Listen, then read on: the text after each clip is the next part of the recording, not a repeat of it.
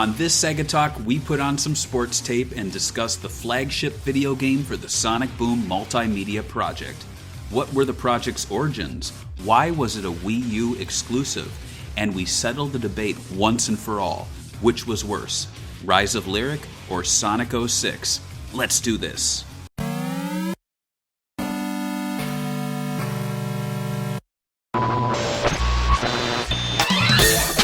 SegaBits presents Sega Talk, a podcast talking all things Sega! With your hosts, George and Barry. Look, it's a giant talking egg. I'm not talking to you. I'm talking to the master here. Say what?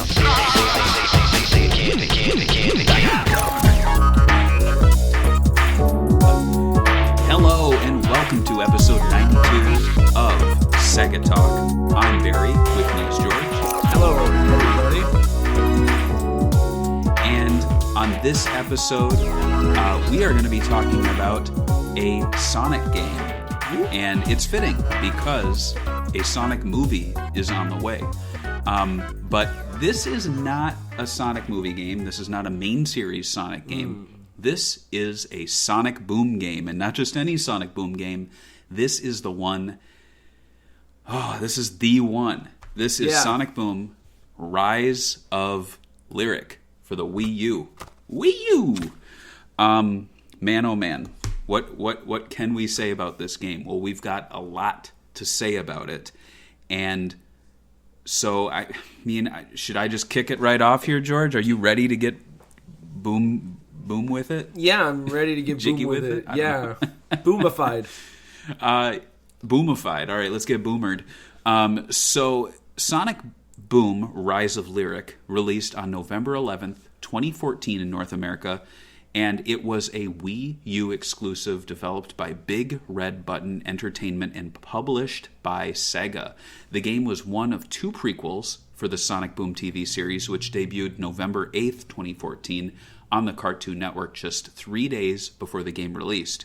The other prequel, Sonic Boom Shattered Crystal, was developed by Sanzaru Games and released to Nintendo 3DS on the same day as the Wii U title. And that's a lot to take in. This was an entire multimedia franchise dropping within a month. But we're going to keep things easy for us. This episode is dedicated almost exclusively to the Wii U game. We will talk about the 3DS games TV show and comics in future Sega Talks. But still being the first Sonic Boom Sega Talk, let's talk about our reactions to when this new branch was debuted. But first, if you support us on Patreon at select tiers, you get to tell us what to cover. And this pick was actually from patron Nicholas Schaefer. So without further ado, let's take a listen to what Nicholas has to say about Rise of Lyric. Hey, this is Nicholas Schaefer, also known as Backyard TARDIS or Cybersonic8472 online. And this episode is my Patreon pick with Sonic Boom Rise of Lyric.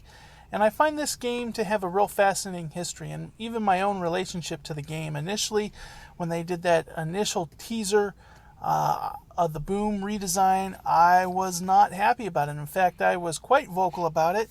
Go figure, a nerd salty on the internet. But the marketing for this whole Boom franchise really caught me, and I was on board to the point that I bought a Wii U for this game. And I have to say, I was trying to tell myself that it couldn't be bad, and was ignoring people. And I recall E3 Pro Jared was reviewing the game and he was just trashing it, and poor Stephen Frost was standing behind him, and I could just see him just so nervous diving into his phone, and I knew something was wrong. And the reason why I wanted you guys to do this episode was because it fascinates me all what caused this game to be the debacle it was, and all the promise that it had. And really, it's not so much that the Wii U couldn't have had a good Sonic Boom game, but this game wasn't made for the Wii U. And it wasn't Nintendo's fault for wanting Sonic, but it was really Sega not taking into account what they should or shouldn't have done when they signed that contract. And it's just, to me, one of those amazing what ifs, because I think if it hadn't been done on the Wii U, we'd all be praising Sonic Boom. Anyways, look forward to what you guys dig up. Yeah, it's... Yeah, He kind of said it, right? Like, it's one of those games that, like, I think a lot of people had promises. And I know what he means, though, when you have that one game that you're really looking forward to, and then everyone's trashing it, and you're like, it can't be this bad. Everyone's just, hyperbolic, And then you play it, Absolutely. and you're 100% the wrong one. Everyone was all right for kicking the game, right? Well, I'm holding my tongue because I have a lot to say. I'm going to refresh our memories first here. So Sonic Boom, because there are so many pieces to the Boom puzzle. I've got the comic books in my hands here. I have Rise of Lyric.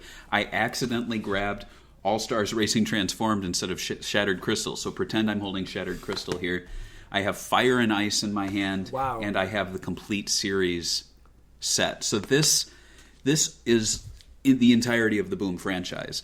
And on top of that, there were the timeline. It's so complicated because there were things that were revealed well before we knew it was Sonic Boom. There were hints being dropped. There were actually, I'm really glad that I brought it up in my Shattered Crystal review. I'm going to read it in a little bit. Basically, it's my recollection at the time, so it's my account of Sonic Boom's rollout.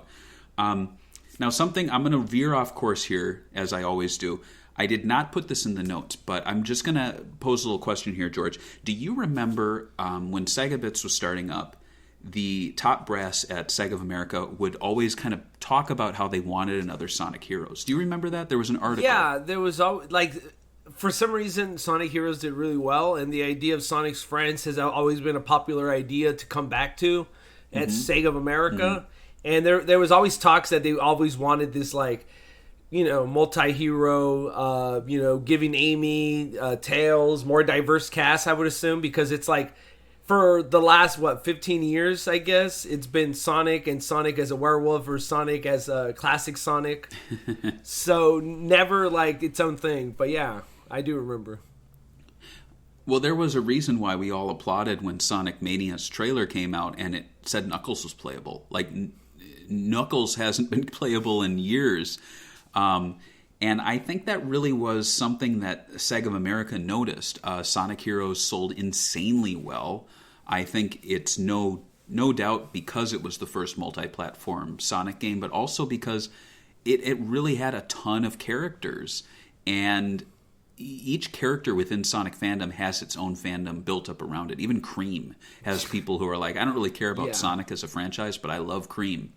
And I'm not making fun of those people, but that's a niche. But you take 12 characters, put them in a game. Every single character that someone loves, they're going to be picking that game up. And so I think Sega noticed this. They really like the idea of having every single main series character on the screen at once. And I honestly think that was the driving force for Sonic Boom as a brand. Now, the one thing that I never found, and I'm jumping ahead of myself, but I have to admit it, I never found out why this kicked off. There was never someone saying, I'm the person that pitched to Sega that we should have X. It always is a little vague if it was Sega of America looking for their Sonic Heroes franchise, or if it was Big Red Button having this idea and coming to Sega with it. It's not really clear. If only Big Red Button did interviews, If only, right? It would have been if only, awesome. right? Yeah, well, Sonic Boom, so it was actually revealed on October 2nd, 2013 as a 52-episode, 11-minute TV series, and there was a lengthy press release that dropped, and you can see the characters here. We have the silhouettes, like a rock face and their shadows on it. And here's what we were told. at the beginning of the press release. Sonic Boom is a character-driven comedy that leaves a trail of robot wreckage in its smoldering wake. The series centers on Sonic, his best friend and sidekick Tails, their never-ending search for adventure, and their battles with Sonic's arch-nemesis Dr. Eggman. Rounding out this ensemble are fan favorites Knuckles and Amy Rose, plus a rogues gallery of enemies, some familiar to Sonic fans and some brand new. So basically, we knew about as much about Sonic Boom at that time as we do Sonic Prime right now. And, just as with Sonic Prime, none of us are thinking Sonic Prime is going to be the new reboot of Sonic. It's just some TV show. And at the time, Sonic Boom was just some TV show.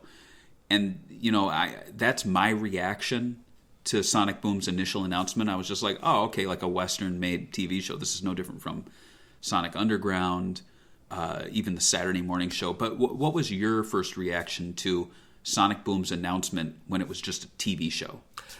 Yeah, I didn't mind it having a TV show because we've always seen a TV show. The TV shows have always been kind of different, like Sonic X with having a kid sidekick thing. So that wasn't my issue. I think a lot of people's issue was how much they changed Knuckles as a design and there's just the silhouette. And I think I was one of those where I was like, I don't know, why change the design? It's almost like they're making them even longer and different than Sonic Adventure. You know how Sonic Adventure was already doing taller characters? It almost felt like this was kind of confirming. I did like that they were adding, I guess, wrenches or little things to Tails. I think Tails is rarely really plain, so the idea of him having like goggles or anything like that makes sense with his character the most. So I don't know what scarves kind of do with Sonic. I guess it was just for the visual flair. But this is just the shadows. Yeah, but that's interesting. Well, exactly. It was just shadows, but we were looking at that and we're like, well, clearly Tails has goggles. If I remember correctly, he's like holding something. A wrench. Yeah, and then Knuckles, I'm looking at the image now myself. Like, clearly he's the odd one out. Like, he's obviously taller. And I think people were like saying, wow, he's got fingers. It kind of makes sense that they would bulk him up a bit so that they're all not the same size. Because to be quite honest, like, Knuckles as a silhouette is not that memorable. Like, you look at him and I can't tell it's Knuckles. So I guess that's kind of what they were doing, was to add a little more to his physique. But yeah, it was really just a TV show at the time. And then you flash forward, and this was a big deal. We flash forward to February 6th, 2014, when an event was suddenly revealed to be happening later that day. Basically, people on social media were like, there's a Sonic Boom event happening in New York. And I was like, oh, when is it? It's today. And I was like, oh, well. Wow, and they were showcasing... Right. And they were showcasing Sega's plan for Sonic that year. And Sonic Boom appeared to be the main focus. And, I mean, you remember when Sega sent the invite to us for this event, right? Yeah, you went to the event, didn't you? No one did. No, you didn't go to this one? Which one did you go to? You went to a Sonic event in New York, right? I'm going to tell you, this was an event that they invited, like, mommy bloggers to. Oh, this was an event they invited, like, like... No, never mind. They dads who game. To this one? Did they? They did not invite us. And, okay, good. Because we're not a mommy blogger. No. But Tristan at TSSZ, he raised a huge stink about this, and I'm glad he did, because I honestly think it was a huge BS move on Sega's part to completely leave fan sites out in the cold. And I know people say, well, this event wasn't for you. You're not, this was targeting people who have kids. Yada. I have kids, like you could be a daddy blogger sometimes. I mean, if you want to. It does not. Dad jokes? It does not cost Sega anything to send an invite to us for this, because they're not flying us out. They're not buying our hotel rooms. They're just giving us space within a room to enter and learn more about the thing. So, I've been a bit grumpy the past few weeks, but it's just like, invite us to these things, guys. Come on, we're not. We. If you don't do that, we're going to be negative. So you were with Tristan in one, like, this is like when the villain and the hero finally one time agree on something right here. Right. Absolutely. And so later that day, mommy blogs broke the news, and we learned a lot more about Sonic Boom, including a TV series trailer, character designs, and the reveal that a Sonic Boom video game was happening. And so let's take a look at that reveal picture here. Oh. So there you go. So basically, Amy looks drunk. And hey, Sonic looks like Sonic with scars and like way longer legs. They obviously like totally redesigned Knuckles with the whole sports tape thing, and everyone's having sports tapes that look just Knuckles and Sonic. And Tails, I like I said, I don't mind Tails' change. It makes sense for him to have gadgets. I think a lot of people were the changes for all the other characters. Like I like the best Amy to me is classic Amy. She has a way cooler design than all of these. So I would have been cool if they were just like the classic characters for the cartoon. I don't know what like if they had to have a change, you know what I mean? Because at this point they wanted to have a change into like have two different Sonics to sell. Right. So, yeah. Right. And you're gonna see how they got to this point because there is a whole evolution of Sonic Boom. This third image, then, this is actually artwork for the game. So that initial artwork there, that is promotional artwork for the TV series. This is for the game. And you might say, well, Barry, it's the same designs and everything. But no, those like renders that you're seeing, that is a promotional piece made by the production company for the show. The second one is actually from an artist who worked on the game. And so that kind of gives you a little idea that there were two creative teams actually working off of the same designs, but kind of presenting their own, I guess, style. Tails, for example, he's got like a, Sonic, why don't we go over here? You know, he's got like a little character to him. Amy actually looks a little better there. She looks a little sultry, I guess. She looks like she's like the flirtier character or something. She does look a little flirty. Yeah. And so, you know, the biggest question a lot of people had was, is this a reboot of Sonic as a whole? And people were freaking out. They were like, wow, Sonic's being rebooted. And there were news articles going out. I remember. That's true. Even our own articles at the time were not sure. We said, and I quote, whether or not this is a permanent and franchise-wide redesign of the character or something restricted to everything Sonic Boom related is currently unknown, but this is easily the most drastic official redesign of any sort that the franchise has seen to date. And I even recall emailing SEGA for clarification, and I was told, Sonic Boom is a new branch of the Sonic universe and does not replace modern Sonic. Do you remember this confusion at the time? And do you think it was a mistake for SEGA not to put that out with the press release? Yeah, Knowing I mean, how Sonic fans freak out.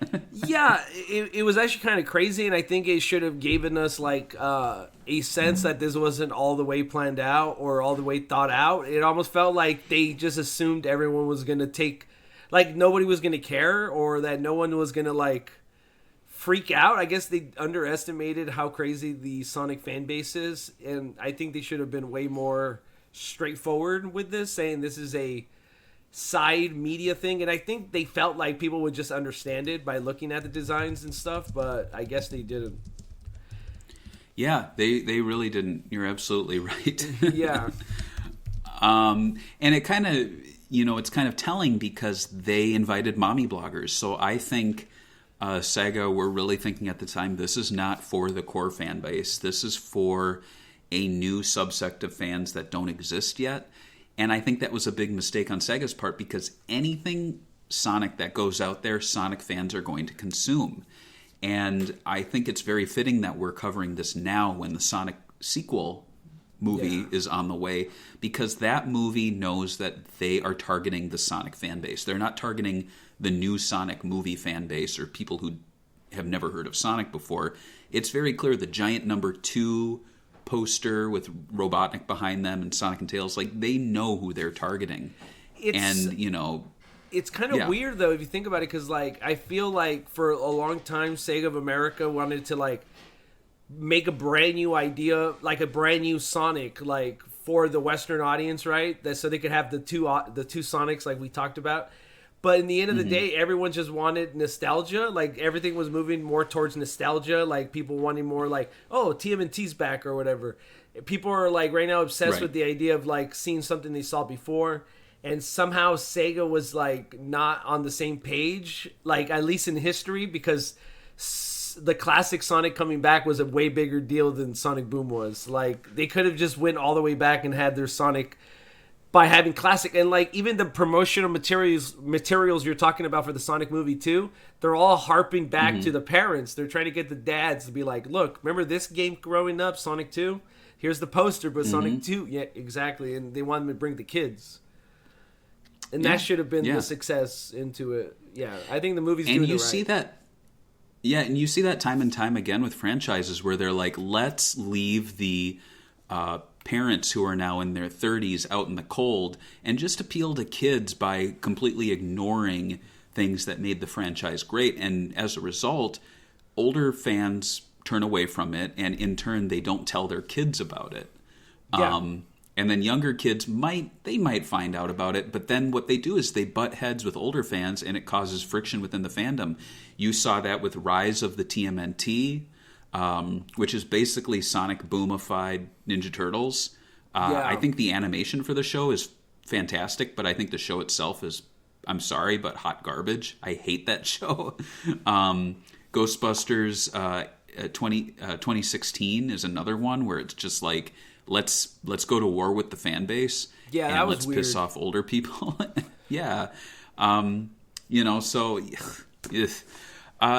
So diving back in here, it really wasn't clear about it being a new branch, total reboot.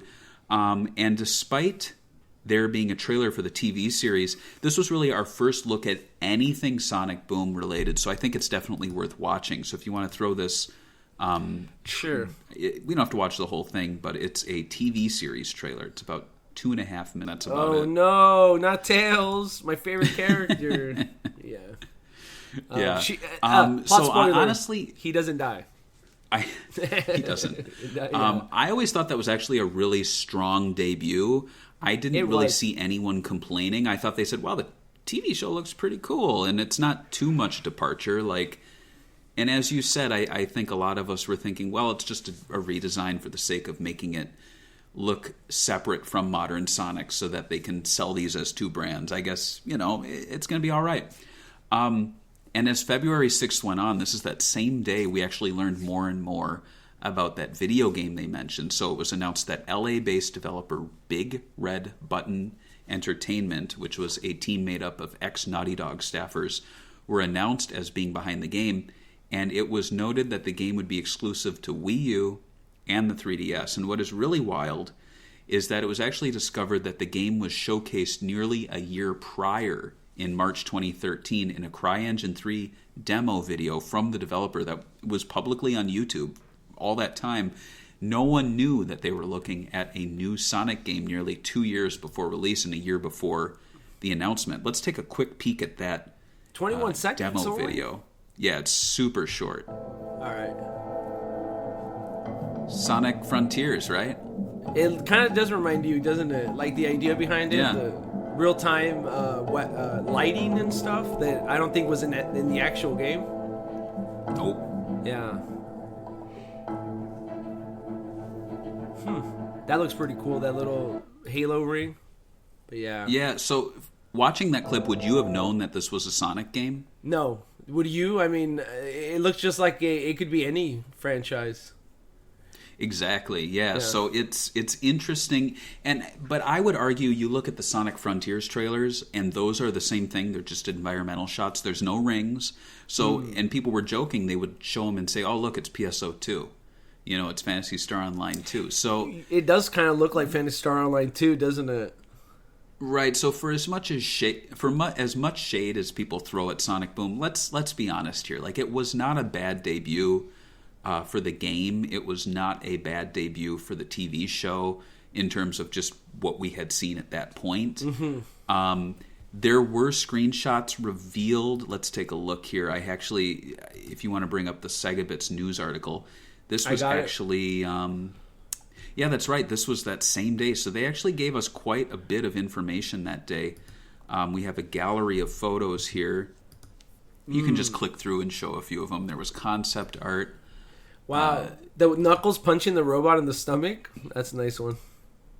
Yeah, like, the graphics aren't bad for this game. Well, I mean, obviously on pictures, I mean, the one where they're all running is so terrible, the ground. But we're talking Wii U here, obviously, right? Ooh, some of these are kind of one rough. of Sonic. The one of Sonic running from behind, kind of off to the side. I think that one actually looks really nice. Yeah. I think the expressions of Sonic in there, and again, you can see that this is the video game concept art. I did like not this. the TV show. I did like the expression art because I feel like that's something that like even Sonic Team in the actual games could use to like the whole idea behind Sonic is supposed to be these like classic characters from the olden times, and when you watch a Felix the Cat cartoon, they're very expressive with their face. So I always felt like that's like something they never really capitalized on in the games. That's all. Yeah. Though I think Tyson and his storyboard work and character design work for the Sonic movies now are on par, if not exceeding this. Like, he's doing a great job with Sonic's expressions too. Yeah. But yeah, that just gives you an idea of what we were looking at there. And then later that month, Sega actually dropped a very lengthy behind-the-scenes video. Let's just watch a very little bit of it because it's like 9 minutes long or something. Yeah, it's pretty long. Let me. It is. I'll skip it a little bit forward from the logos, but yeah. Oh, I see. They have like the cast that did the voicing, which is good that they use you know the same cast. Absolutely, yeah. Behind the scenes, okay. We are launching a new franchise strategy for the Sonic brand that will introduce a What? fresh, updated look, new play patterns, They have a Japanese and person more talking? prominent roles for He's the supporting chief cast. content officer. This complete update of the brand will start as the brand's first ever CG Is he still at animated Sega? television series Sonic I don't know. and video game releases from developer Big Red Button for Wii U. Big Red Button was so like hyped at the time to being something big, right? And I guess So hyped. Yeah. First for the brand, the TV series, video game, and toy will operate in harmony Okay. with one see another. the The clips here, storyline very and selective. play patterns replicated across all pillars. Okay, see this is what Absolutely. right here when they're showing you the classic, they really make you think that this is like the evolution of the next song. Like when they started splicing stuff like that. Absolutely, yeah. And I was hooked, and I just fell in love with it, and the graphics, like- the game was very See, they're compelling, talking about their and I history think with that's probably Sonic. It's led like me what? to eventually go on to work at Naughty Dog.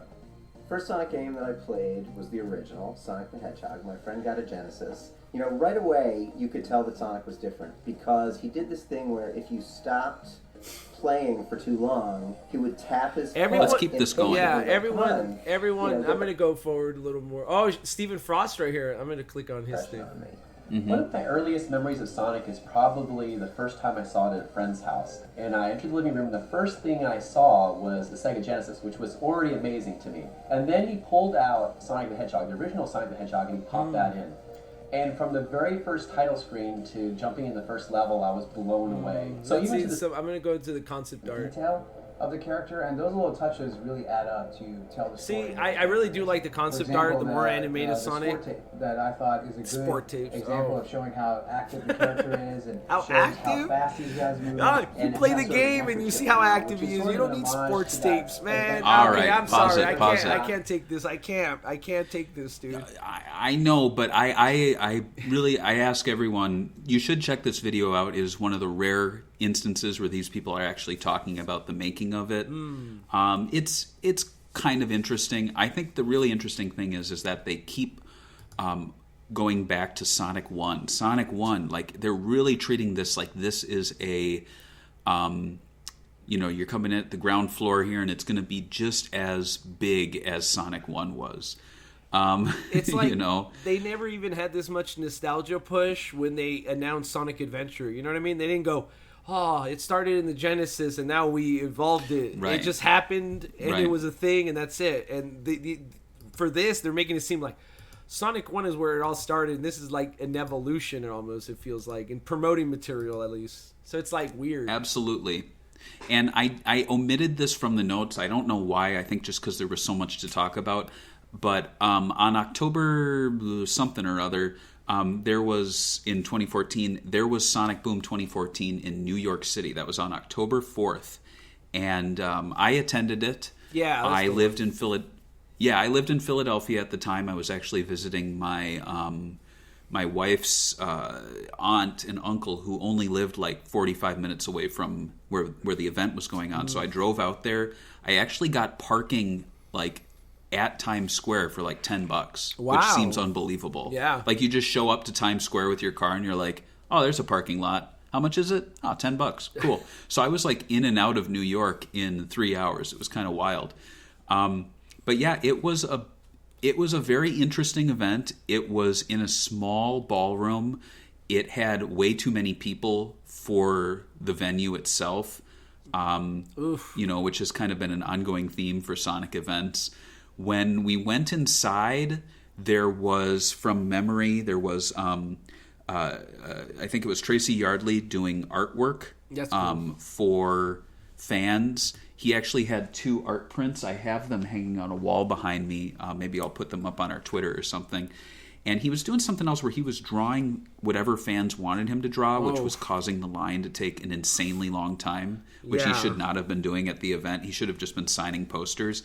I actually cut the line. I just said to each person, are you in line for a drawing? Are you in line for a drawing? And I was like, let's make 2 lines. Let's make a line for... This is like totally me, where I'm just like, let me take over this event for you guys and make it better. I said, let's do 2 lines. Let's do 1 line for drawings and 1 line for people who are just buying a poster, because I am not standing in line for 45 minutes to give him $10 and have him hand me a piece of paper. Yeah. And so I did that. And I feel like that's always the theme of me at SEGA events, is I'm the adult who's actually thinking of how to make the event run better. I'm like looking at how I could get in and out as soon as possible and not to deal with people. So if that works for me in that situation, I'll go along. Absolutely. And so there was a Sonic Boom themed Chevy driving around. Really? And if you were able... Yeah, it was like an Uber, and if you were able to book it, you would get a signed art print of Sonic. I stood in line with a number of fans. I got to go inside. There were autograph sessions, so I got to meet Tomoya Ohtani, Jun Suno, Takashi Iizuka, and there's a photo of me with him. I didn't put it in the notes, but you can see it on Sega Bits. Yeah. I got to have Ted Poley, I think, was there. Maybe I'm wrong. The hey big guy, hey little guy, Froggy. Yeah, of course. There was a talk show hosted by Stephen Frost. It was very strange. They had a whole set up, and he interviewed people from Tomy for the toys. He interviewed Takashi Iizuka. Mike Pollock was like the announcer. There was a live script read, I think, for the show. So it was... All in all, it was a lot of fun. It was just a very strange event, because whenever I'd talk to people, I'd say, are you looking forward to Sonic Boom? And they'd be like, it seems kind of weird. I'm just here because I'm a Sonic fan. I'm not really into this show, but it's cool to see Crush 40. Yeah, I was going to say, what was the attitude compared this to the event and, seeing all this stuff?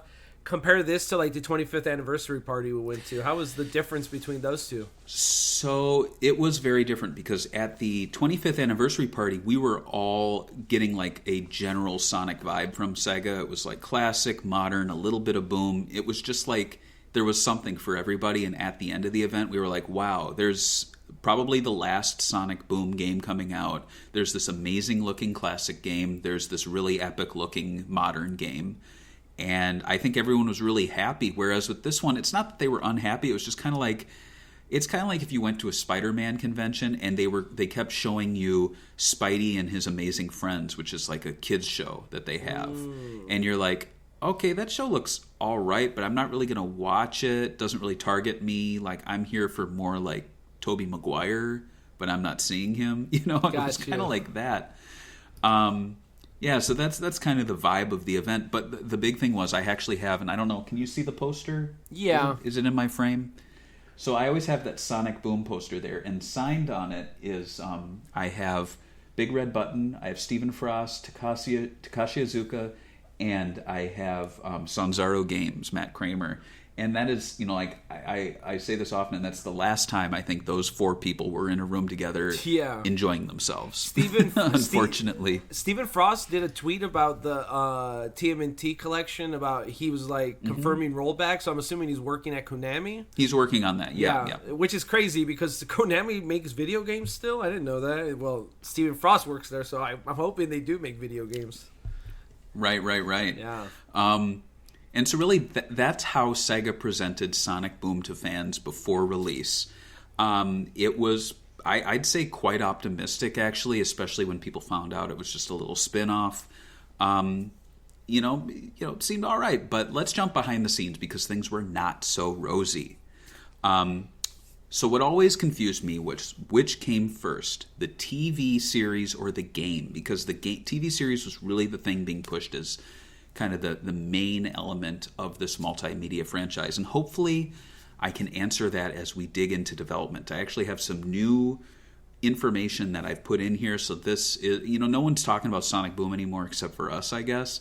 So first at Sega Bits, maybe, I don't know. So Rise of Lyric actually began as Project Apollo. And in October 2011, it was planned to be a LAN-based online multiplayer party game featuring multiplayer gameplay and racing. The game would have focused on Sonic's origins, focusing on a young Sonic and Eggman, both of whom would be playable, and they were friends until a time travel project led to Eggman breaking the past and making them enemies. A group called the Ancients played a pivotal role, and this concept would carry over to the final project with the Ancients. The working title for the game was, can you believe this, George? Sonic Origins. There's some obsession, right, with doing the origin of Sonic. Even like the movies trying to like touch on that too. So interesting, I guess. Yep.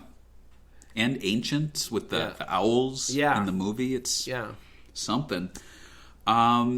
What do you think about this concept? We don't know much about it, but would you enjoy a game where it's like Sonic Zero, basically? What it sounded to me a little bit, it's like it's trying to be an online multiplayer, like a party game, like Mario Party, but the idea would be that everyone's children, babies, which I actually don't mind because it's like it almost reminds me of Super Mario Bros. 2 with the one with the Yoshi, where you're actually playing Yoshi. And Mario's a baby, and it's supposed to be how they met. It's like technically a prequel to Super Mario World, if you think about it. So it's kind of like the Sonic version of it. I just hope it doesn't take itself too seriously, where it's like, oh, Sonic was actually born in this spot. That doesn't matter. Them being babies and making like a Mario Party game, I'm more into that idea because I think that you can make a really good party game that's multiplayer with Sonic characters. So I'm not against that part, but the whole like trying to take it the origin serious, I'm good with that. What about you? Yeah, I think it's a very strange concept because a Sonic party game, it's kind of like Sonic Shuffle, I guess, but then it's a game that is showing Sonic's origins and how he met Eggman, and it's like the earliest we've ever seen the characters, and it just seems such a strange concept to take something that really probably should be a main series title from Sonic Team and instead applying it to a third-party PC-based multiplayer game. Yeah, that too. It's very bizarre.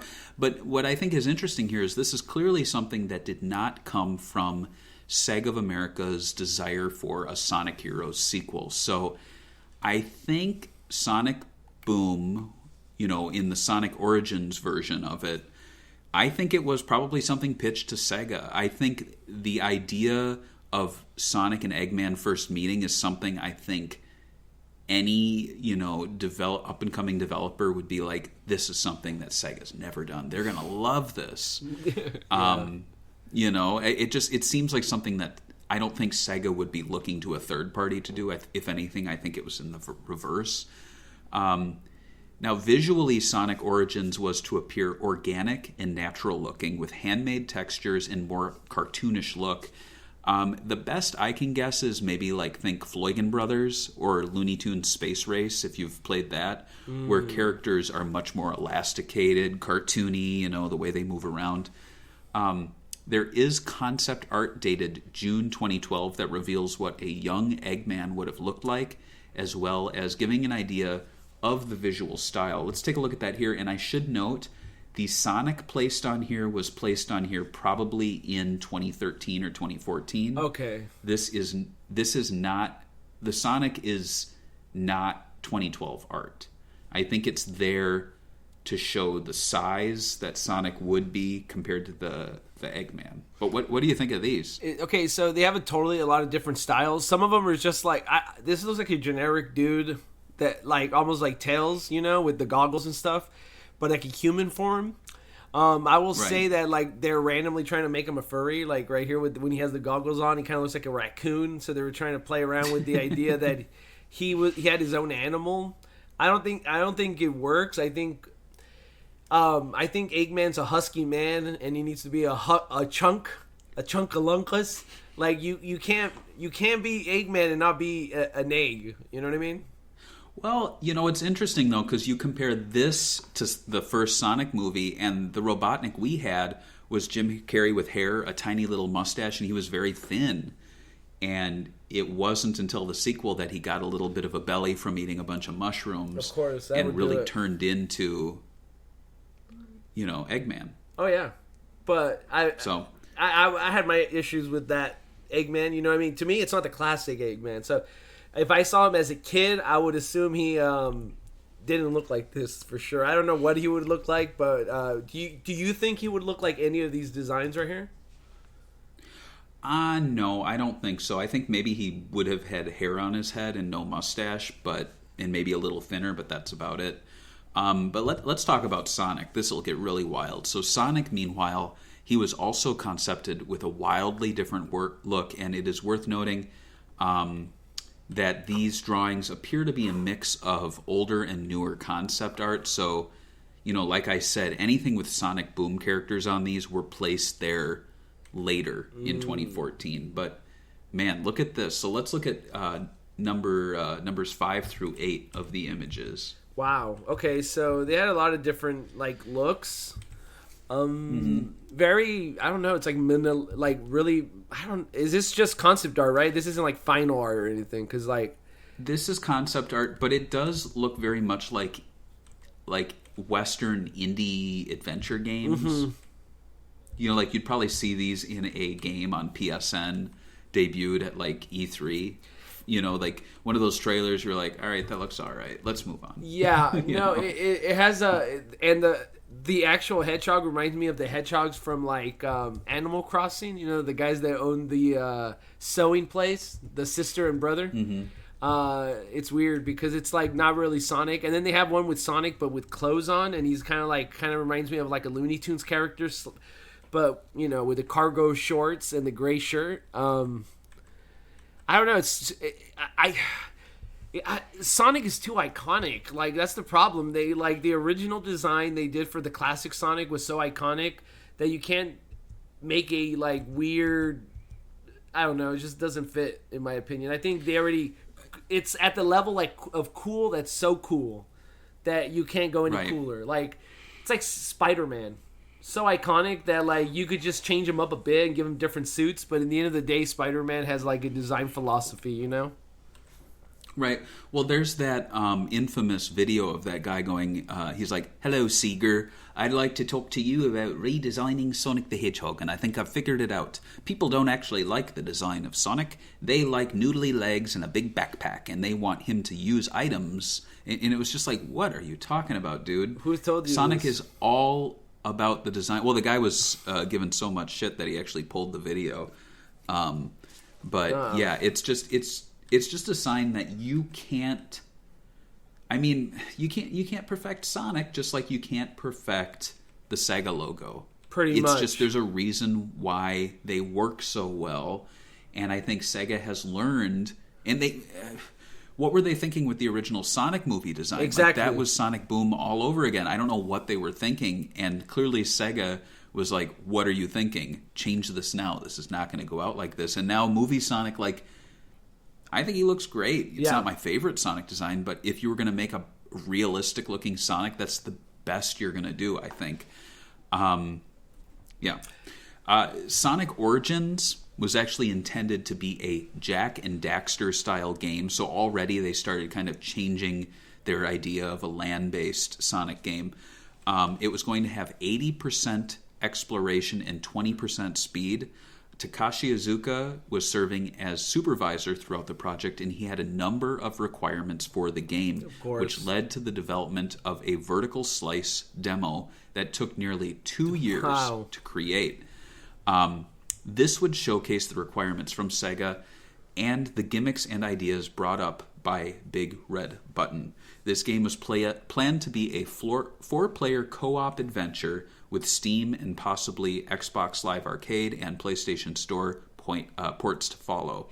By this stage, the game was known as Sonic Synergy, and there's this, I believe this is legit, it's like a leaked image from an event you can see right here. It's kind of has the vibes of like the Sonic and Knuckles silhouette. Mm-hmm.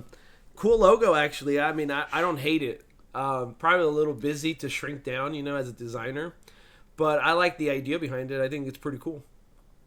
And the characters match their modern counterparts. Nothing here looks like Sonic Boom. No. Really. Now, the one thing is, I can't tell if Tails has goggles on his forehead. That's always bothered me. I don't think he does. And some Sonic YouTuber is going to make like a 37-minute video on how the quills are way too long.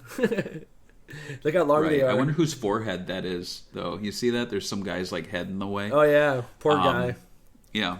Should have kept his face. So by this point, then, researching the game's development gets a bit hazy. A lot of concept art exists, but the exact timeline of when this art applies to which stage is really unknown.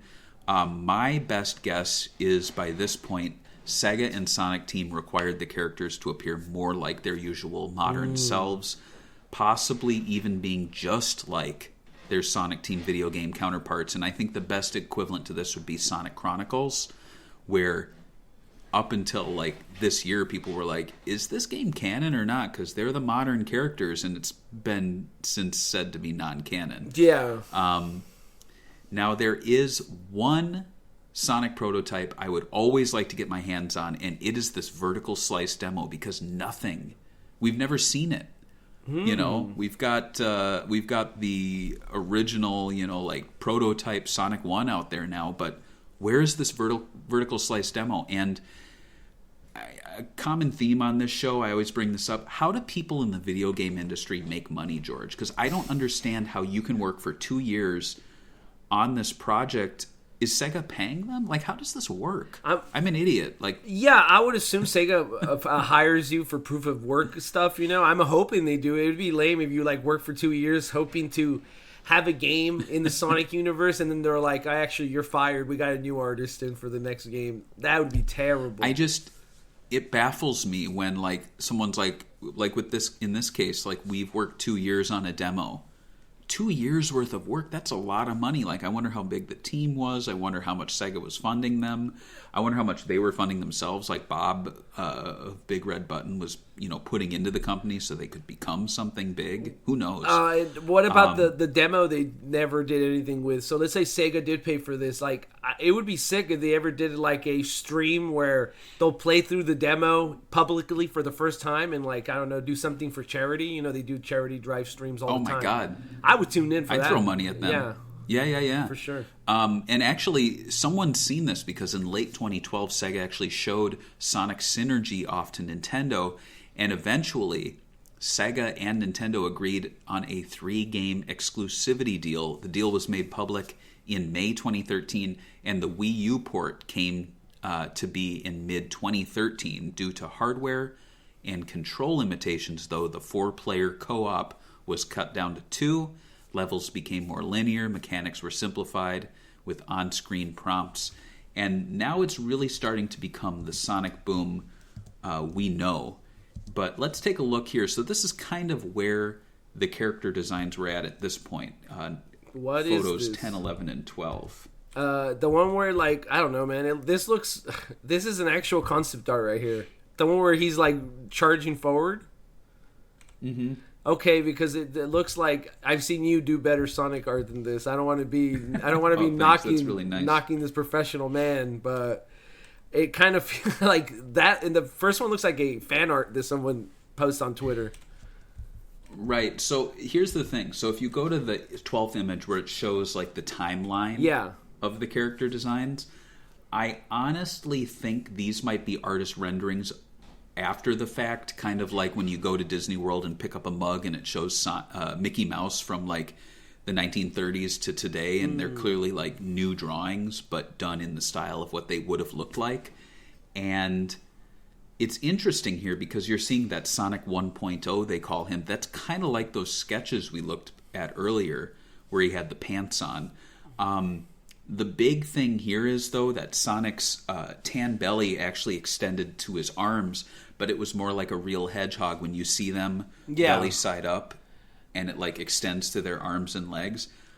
I think it's a little weird put into practice, but it's an interesting concept, and it's clear that they were trying to put the yellow or the tan arms there, but have it connected. The problem is, I think, if you look at it a funny way, it makes Sonic look like he has really tiny, pencil-thin hands, tan arms. You're right, 100%.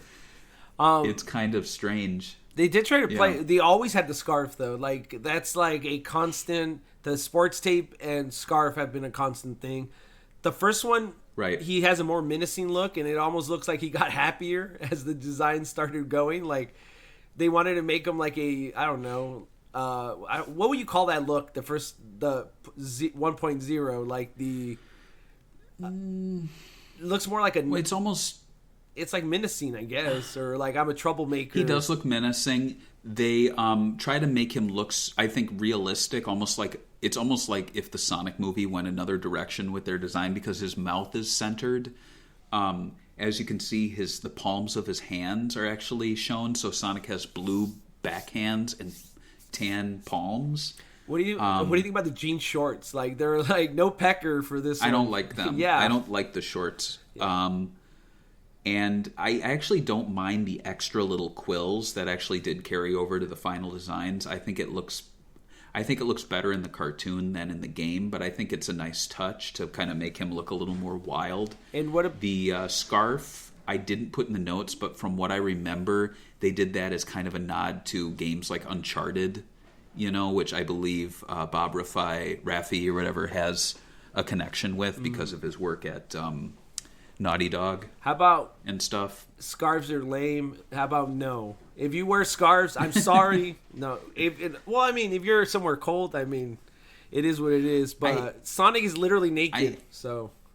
I don't know if maybe it was a choice because of the neck. Sonic doesn't have a neck, so they wanted to extend the head up a little bit, but wanted to hide, the actual neck. Because when you take that scarf off, and you can kind of see it in the cartoon sometimes, Sonic has a bit of a neck, which is kind of weird. I don't know. Outside of that, what do you think about them calling what we call modern Sonic, Legacy Sonic now? It makes sense because modern Sonic has been around longer than classic Sonic was. Modern Sonic is over 20 years old, which is insane. Yeah. He's like 25 years old now. Hardly modern. So this would be Boom Sonic, Legacy Sonic, and then Classic Sonic, right? That would be the timeline? I guess, though, I feel like Classic is Legacy. I feel like, I don't know. It's weird, right? Because now you're like, Legacy, it's like, I'm old because now we're in the next generation. But yeah. Right. And here now, I'm going to drop some new tidbits on us. I was talking publicly on our Twitter to Alan Denton, who was the TV series writer for the show, or one of the many writers. And I think after my conversation with him, I have a much better idea of how the TV series came about in relation to the game. So Alan told me that he began writing for the show in March 2013, but by this point he said there were 8 scripts already completed, and the first 2 minutes of what would become the intro to the first episode, The Sidekick, was also completed, and that was that trailer we just watched a little bit ago. So it is likely that the TV series had been in development for some time before this, possibly late 2012, which would line up when Sega was pitching to Nintendo, and when Big Red Button's character designs were more closely matching the modern Sonic designs we know and love. So I would say, looking at this list, Sonic 3A, Sonic 3B were probably where the designs were at by late 2012, and this is when they started doing their own work on the cartoon series, which would have involved writing scripts, doing concept art for side characters, because Big Red Button really already did the work for Sonic and Eggman and their friends, you know. Though I have to wonder, and I believe this is the case, that Styx was actually developed by the team behind the TV series and possibly Sanzaru Games. Okay. You know? Because, like, so she's useless in right. this game. Like she is, yeah, she was added to this game. Styx is not in Sonic Boom Rise of Lyric, whereas she is in Shattered Crystal, and that's actually one of the reasons why I chose to have the... Because when we went to the New York City event, or when I went, they gave us 2 posters, but they didn't delineate which one was which. I just thought they were 2 different posters. But the Shattered Crystal one, which was behind me, has all 5 characters on it. Yeah. So but that's the different. Also, she was in Rise the game, Lyric, right? Like as a NPC, right? In Rise of Lyric. Or am I wrong? She was in Rise of Lyric as an NPC, okay. but she had very little to do. Yeah, true. And she just kind of like is standing like by a doorway. Seems, you know, has no attitude or anything. Exactly. Alan also told me that Sonic Boom was a 3-pronged approach: a game, a TV show, and toys. Now, the way he told me it almost seemed like it was that from the beginning.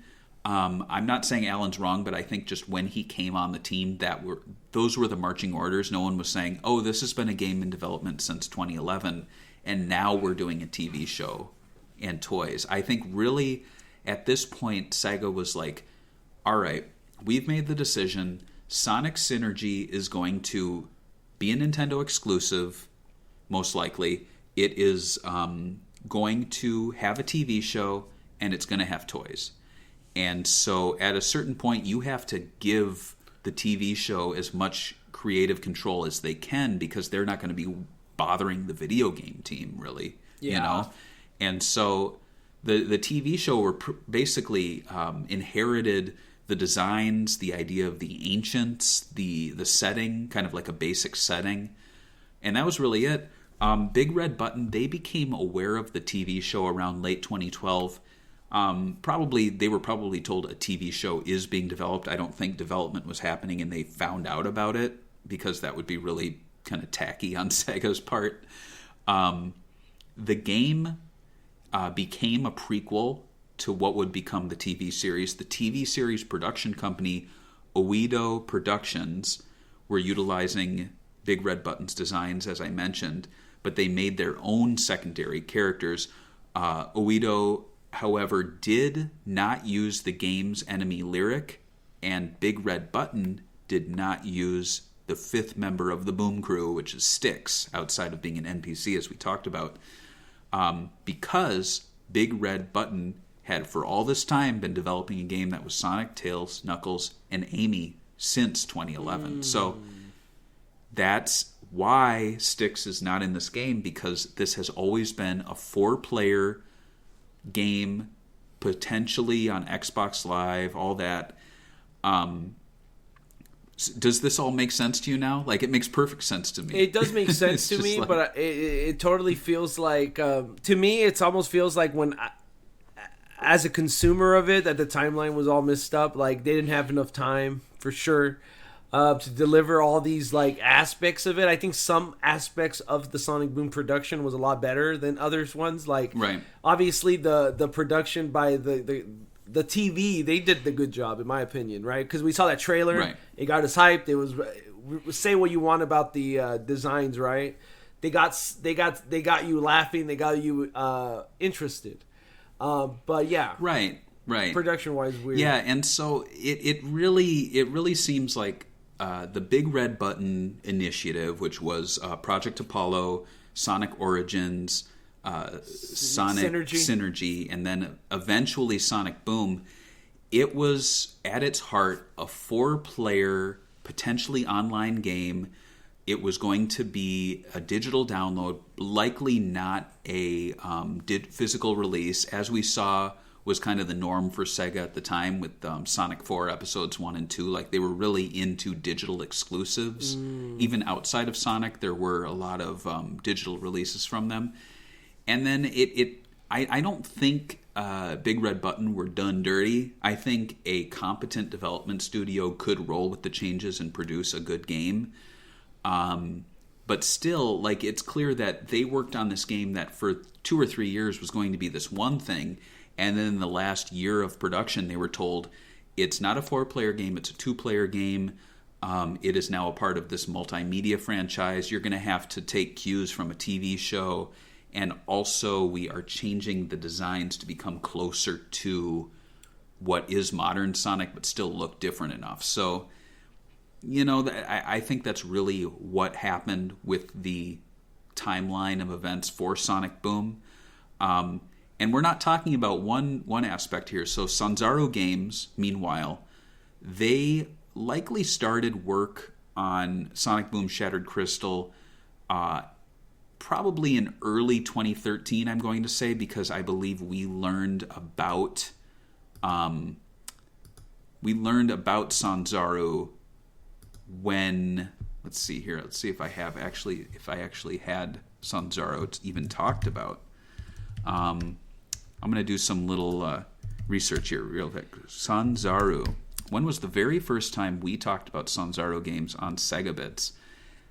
Man, I guess in 2014. It doesn't seem like that's right, but I guess, yeah. So Sanzaru Games, they were probably the last piece of the multimedia puzzle to really start their work, which was actually to their benefit, because at this point, they had a total idea of what the TV show was about. They knew what Big Red Button were up to.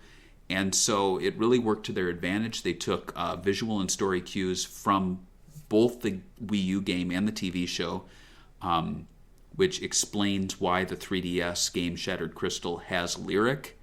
The tone was much more like the show. The setting was much more like the show, including in-game maps where you could actually visit characters' huts, like in the TV show. Yeah. Styx was a playable character, whereas she was shoehorned in as an NPC in Rise of Lyric. Amy was kidnapped in the game, and you're trying to save her. And in Sonic Boom Fire and Ice, which I have right here, you could play as all 5 characters. Yeah. So, yeah. So about 8 months before the game's release, so this would be probably around the time that it was all debuted to us, Sega gave total control of the series, of the Sonic Boom series, to the TV show, which meant Big Red Button had to now follow the lead of on characters, setting, and other elements from Studio Uedo, or however you say it, Uedo. And Big Red Button was forced to create a world that closely mimicked the TV series and included new cutscenes that matched the show's tone. And that also includes adding NPCs that appeared in the TV show. Not just Styx, but I think that Beaver was in it. Yeah. Among other characters. So who do you think was at fault here? Do you blame Sega for suddenly making the TV series a priority? Or do you think Big Red Button was just being too prideful of being the original team behind what would become Boom? You know what? I think it's a little mix of both, you know? Like, something about Sega's American producers, I feel like they weren't running a tight ship. And if you start looking on the history of this, it's supposed to be a downloadable content, right?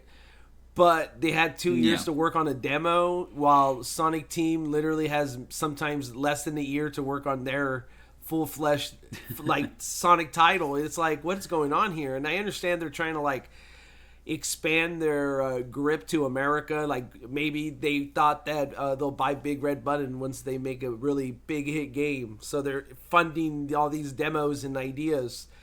In my opinion, I think Sega got like...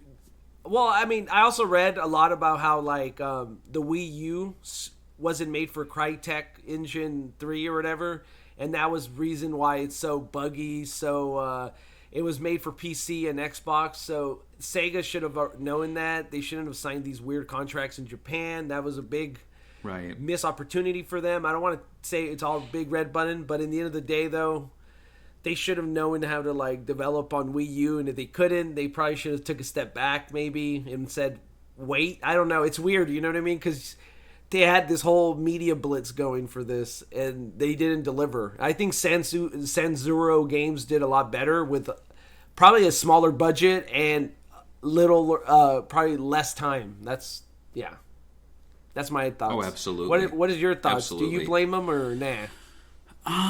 It's hard to say. I think they were developing a game that was very different, and I think suddenly being told your game is now on Wii U was difficult to adapt with, because CryEngine is not a Wii U friendly, piece of development software.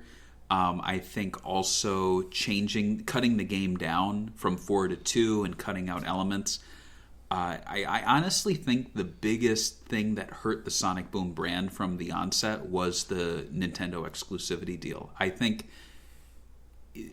in a perfect world, I do air quotes for Sonic Boom, this game would have come out to retail on disc for PS3, Xbox 360, and Wii U, and the Wii U version would lack 4-player control and be a little nerfed and be kind of shitty. I think that's probably what would have happened.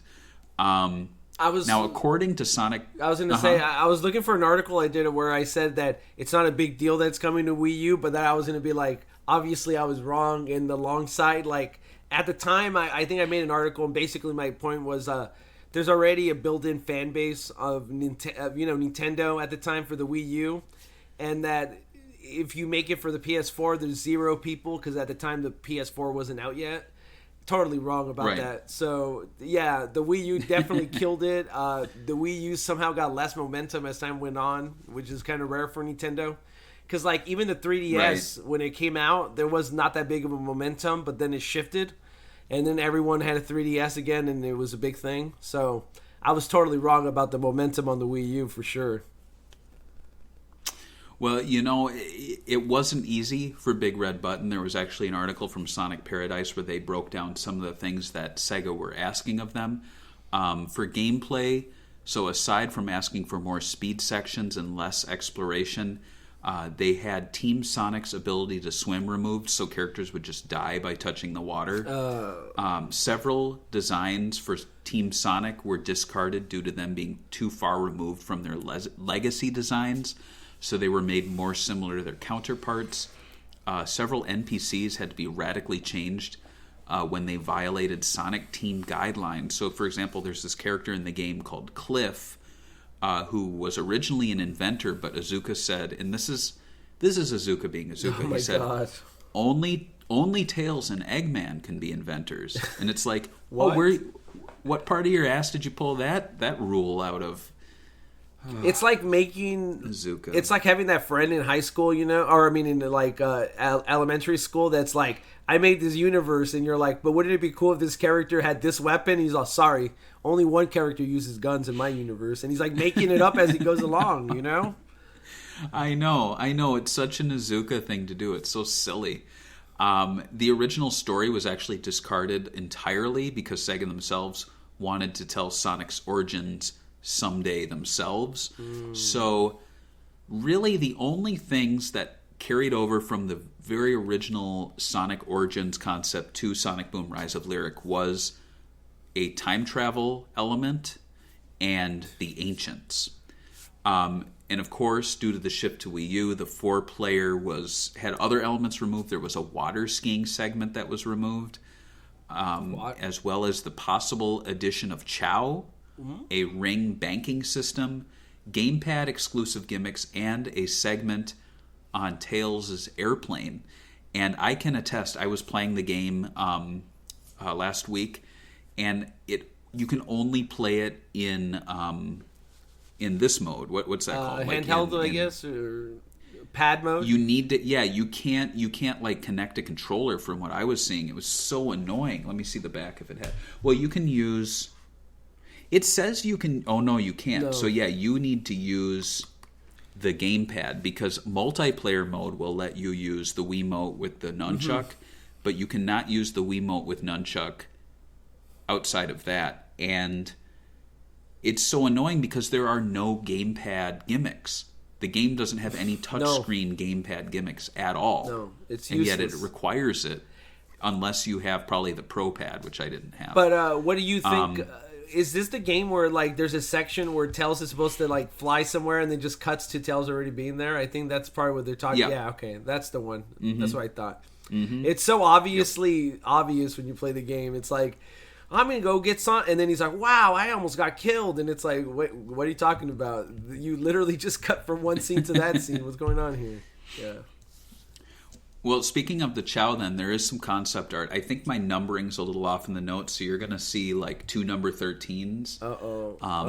Okay, I see it. You put something in between. But it's interesting because that other number 13 is a really weird piece of concept art of the characters as we know them, but they look like, I don't know, like a art scene, floating noodly. Yeah, it's like when you die and you see this when you die, like the spirits of the characters leaving their body. Right, but looking at those Chow, then they look a lot more like Neopets or something. You know what I mean? Like early 2000s, like generic Web 2.0. Yeah, they look like you'd find them in little like $5 capsules at Target or something, like blind bag and they're like toys. they look more like dinosaurs or like sea creatures.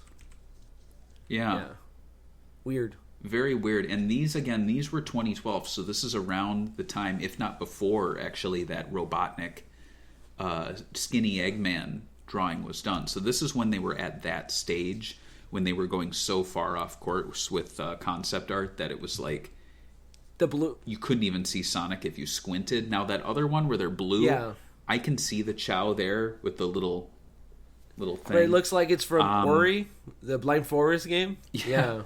Exactly. Now I have no idea if these would function as like AI characters or how they would work within the game. I don't think they've ever revealed that.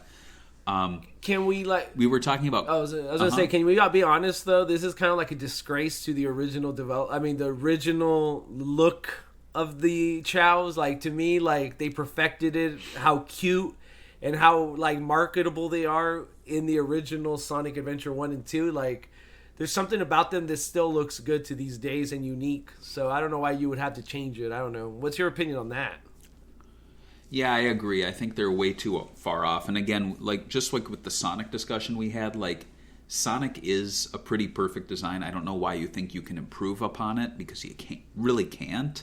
And for here, like, until you put that little thing on the top of their head and have that little like have their head look like a raindrop, it doesn't look like a Chow. So I don't know what they were thinking. I wanted to talk about CryEngine 3 though. So during development, Big Red Button's use of CryEngine 3 was actually very well known. Of course, it was our first look at the game when that tech demo released. But this is when the game was planned for Steam, XBLA, and PS Store. Now, as a Wii U exclusive, Big Red Button had to port the game to a console that, by all accounts, shouldn't be able to run CryEngine 3 well. But Sega, and this is hilarious, they spun this as an achievement. They were stating in interviews at the time that this game runs beautifully, and producer Stephen Frost stated, "You associate CryEngine with lush, tropical, beachy things. These are also things which Sonic is associated, so they work well together." And Sega had said they worked directly with the Crytek team to make this happen, and eventually decided on settling with the engine for their game. Yeah. Do you call BS on this? Yeah, because 100%. I think they did a bunch of work before this on another console, and they're like, we don't want to switch to another engine and redo everything. Right. Yeah. Right. I mean, as we know, this game was built on CryEngine because it does look really beautiful, but Wii U cannot work well with CryEngine, and so Sega probably went to the Crytek team themselves, like pleading. They're like, please help us make this work because we've done had so much money poured into this. If we have to change engines now, it's going to doom our multimedia project. And Cry team was like, look, dudes, like this is not really going to work all that well, but we can get it functional. And they're like, whatever, we'll just spin it like this is us making an achievement. I think it's absolute BS that Sega were out there saying that they decided on settling with this engine because it would look perfect on Wii U. No. Like what the heck? And again, here's Big Red Buttons, Bob Raffay, whose autograph I have over there. I met him. I shook his hand. I gave him the SegaBits business card. He gave me his business card. I actually have his card in here. I think I have. Who has a better business card? Where I put it. Who has a better one? Us or them? Oh, they have pretty nice ones. I'll have to find it. I actually do have Sanzaro Games and Big Red Buttons business cards. There's some. I love them. But here he is speaking with Nintendo Enthusiast, and I want to play this a little bit of it. Yeah, what because time? he doesn't talk to anyone. What do you mean? Yeah. The guy with the glasses or the other guy? Hello, everyone. I'm here no. with Bob Raffy from Big Red Button. Bob Raffy. Bob, could you tell us a bit about your game that's coming out, Sonic Boom? Sure. Sonic Sure. Boom is a different take of Sonic. Different. It's a cooperative game designed to be played with as a single player with AI assist or cooperative with two people, most likely friends and family sitting together in a shared couch experience. So family game. With a dual display, with the first player being on the main monitor and the other second player being on the DRC monitor. So we wanted to have a classic character action adventure story with introduction of a new supervillain, and everything we've done, which we'll never see again, at E3 today, supports that action adventure storyline in terms of the attire, the silhouette changes for the characters, and the world construction, and all those things. Now, wait, I just want to stop it right here real quick. He said all those things. That sounds like me when I'm doing like a 7th grade presentation. I didn't do anything, and I'm like, well, there was pirates, and there was treasure, and then there was a guy named Blackbeard, and all these other things. Right? As well as the adventure mode, we're seeing a lot of similar Sonic themes you were showing off earlier, boss levels, and also those speed levels. Right. How important was that to include in the new game? Wow, it was very important to include that because was it important? Working closely with Sega and the Sonic team, it was important for us to stay true to the spirit of the DNA of what makes a great Sonic game. So we tried a lot of wacky ideas, and Sonic team was great we're very open-minded to look at some of those crazy ideas. And some of the other crazy ideas that were too much, they would reel us back in. So they were very instrumental in helping us find the guardrails in terms of what makes the Sonic game and what no longer becomes Sonic in spirit and the DNA of the character. So, what do you think about that though? Like telling a developer who's doing its own Sonic thing that like, oh no, you have to reel it back and it has to have speed sections to take away exploration. Do you think that's a bad thing? Like, especially if you're doing your own idea behind it, It's like, I do, because at that point Sonic Team's telling them, no, this doesn't look like a Sonic game. Make a Sonic game. And it's like, why don't you make a Sonic game? Why are you even hiring us? That's what I'm saying. It's like, you should have just let them fail. Like, let them do their own take, even if it's exactly like Ratchet and Clank or its own version of Ratchet and Clank. As long as Sonic Team was making their version of Sonic that's like speed, rails, speed bumps, and all that, I think it would have been fine. This was controversial though, people talking about that, but I'll play the rest of it. What you see today is that collaboration in terms of wanting to make Knuckles a bit bigger to show that he has he is the power guy. He's the guy who can take out enemies with a few punches, as we saw Even though this wasn't their idea, fingers right? now, so he can be more expressive. Part of that personality, that expression, was important for us because the other three characters had to stand out on their own as well. It was really important for us to make a cooperative game where Sonic is the guy, he is the man, he's got the name on the... He's a hedgehog, not a man, dude. It was important for us to make sure that the other three characters were just as compelling. And when Big Brother is running to the controller and he picks up Sonic, Little Brother shouldn't get upset because now he's got three other very compelling characters to choose from. So have you ever been upset for not picking Sonic? The characters just as strong. Never. They're just in the limelight alongside Sonic. Okay. Now, we know that also that Sonic Boom made the headlines a few months ago when we found out CryEngine was actually being used to develop this game. Can you tell us a bit about the decisions that went behind using the CryEngine? Was there a reason This is all why, BS, right? You needed that engine, or Let's see. preferred that one over another? BRB was founded by myself and Jeff Lander, the tech lead of the project.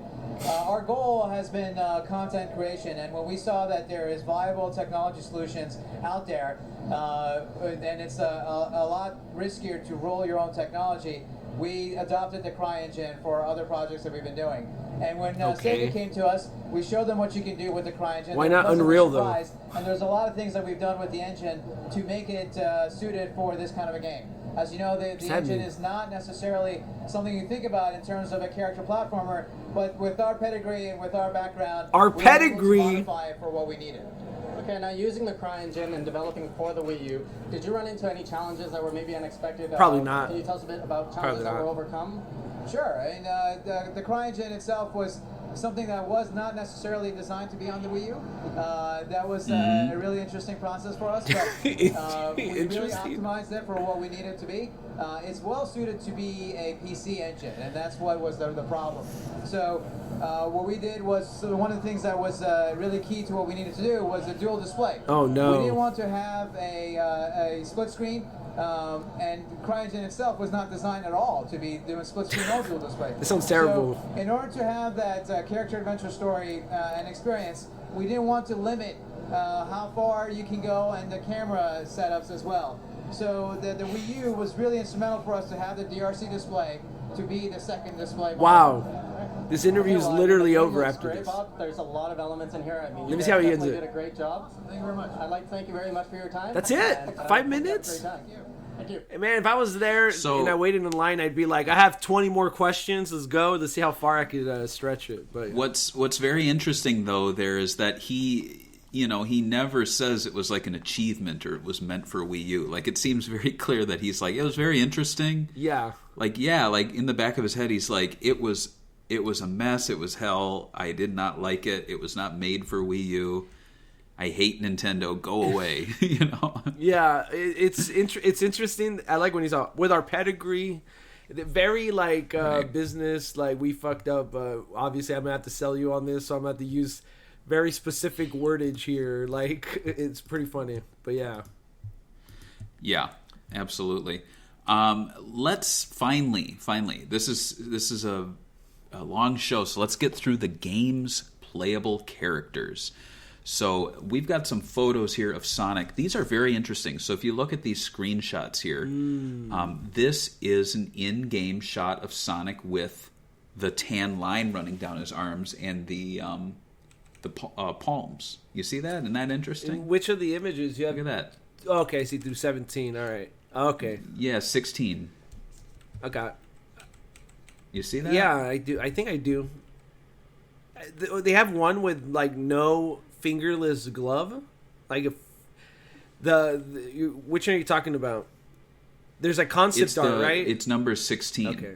Number 16. It's actually a got you. In game, right? An in-game model. Yeah. It has like a weird fur effect too on this stomach, which is more like to the movie. Like yeah, it's weird. Yeah, it's kind of strange. I think that's interesting. And then the next one here is it's just kind of like I think closer to how he ended up looking in the game. Still kind of early. And so Sonic the Hedgehog. We know him. We love him. There isn't too much to say about him. I mean, we've been talking about him for the past hour here. But they don't change him. I was gonna say they don't change him up like attitude-wise, his idea-wise. He still loves adventure. He's still the same character, but he's got a scarf and duct tape now, right?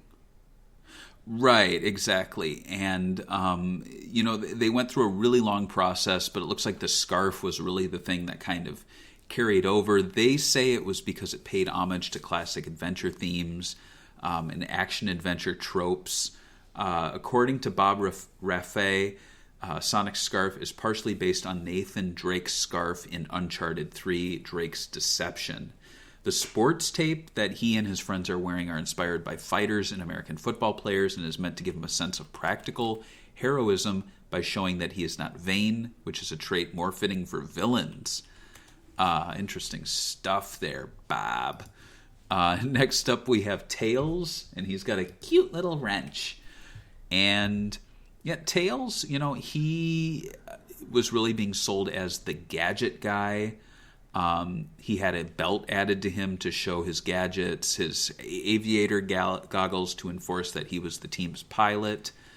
The sports tape, again, going along with that fighters and American football approach.